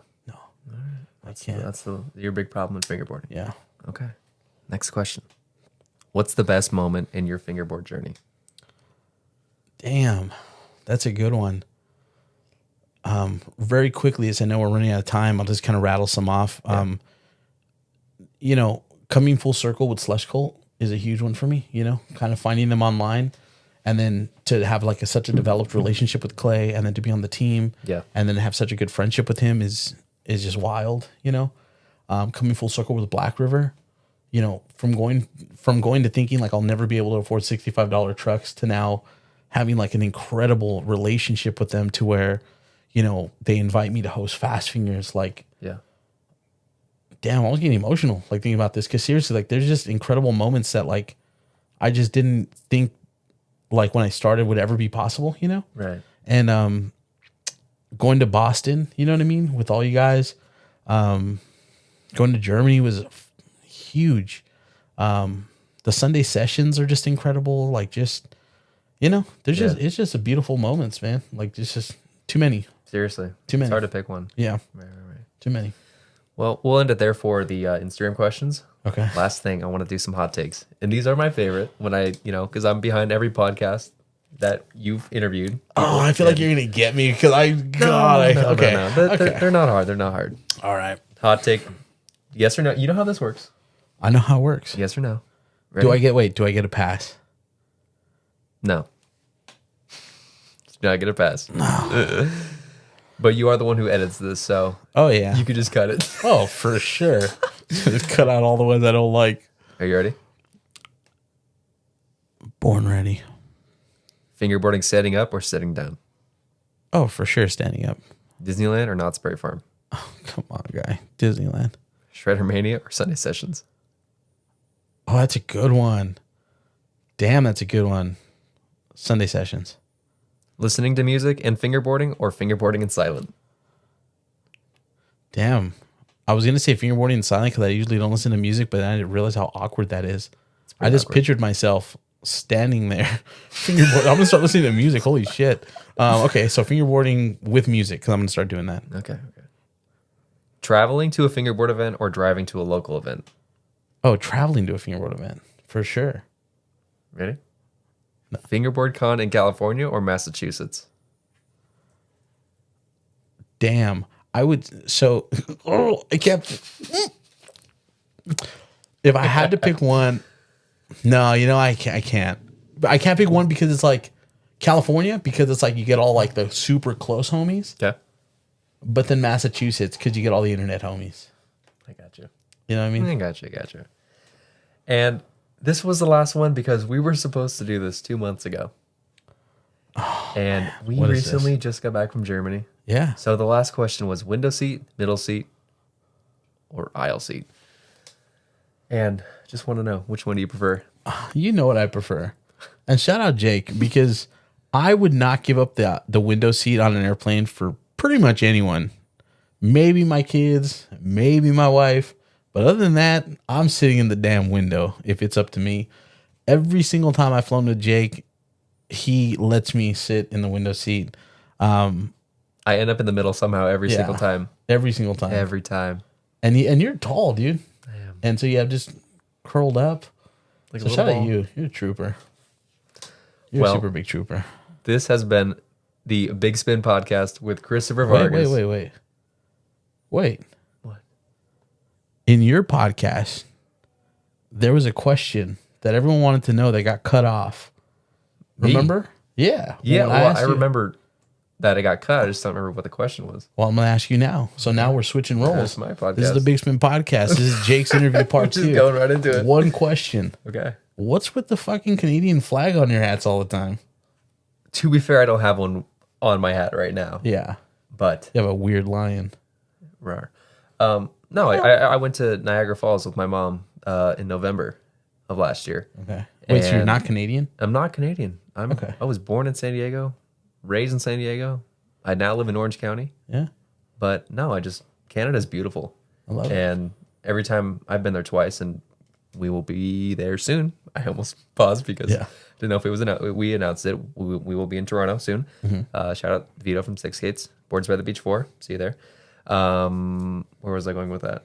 I have no idea. Oh, sorry. I can't I know. plugging. Well, I just let you plug. I was just like plug. No. When I was in Niagara, I was like, I'm just gonna get a souvenir to bring home, and I brought that pin back, and I bought a Red Wings hat because I love old time hockey. I don't know. That doesn't explain why you also had one on your little fingerboard bag. It's a cool little pin. Okay. I don't know. Yeah, I just love little souvenirs, so I thought to put that on my hat, and love Canadians. That's the birthplace of that. That's the Canadian lore behind Jake. Yeah. Okay. Switch back to now it's my podcast. Bigspin podcast. This has been the Fingerboard Christopher, aka Fb.Christopher, aka Facebook.Christopher, aka Fb.Christopher. And thank you for watching. I've been your host, Jake Sims. Do it.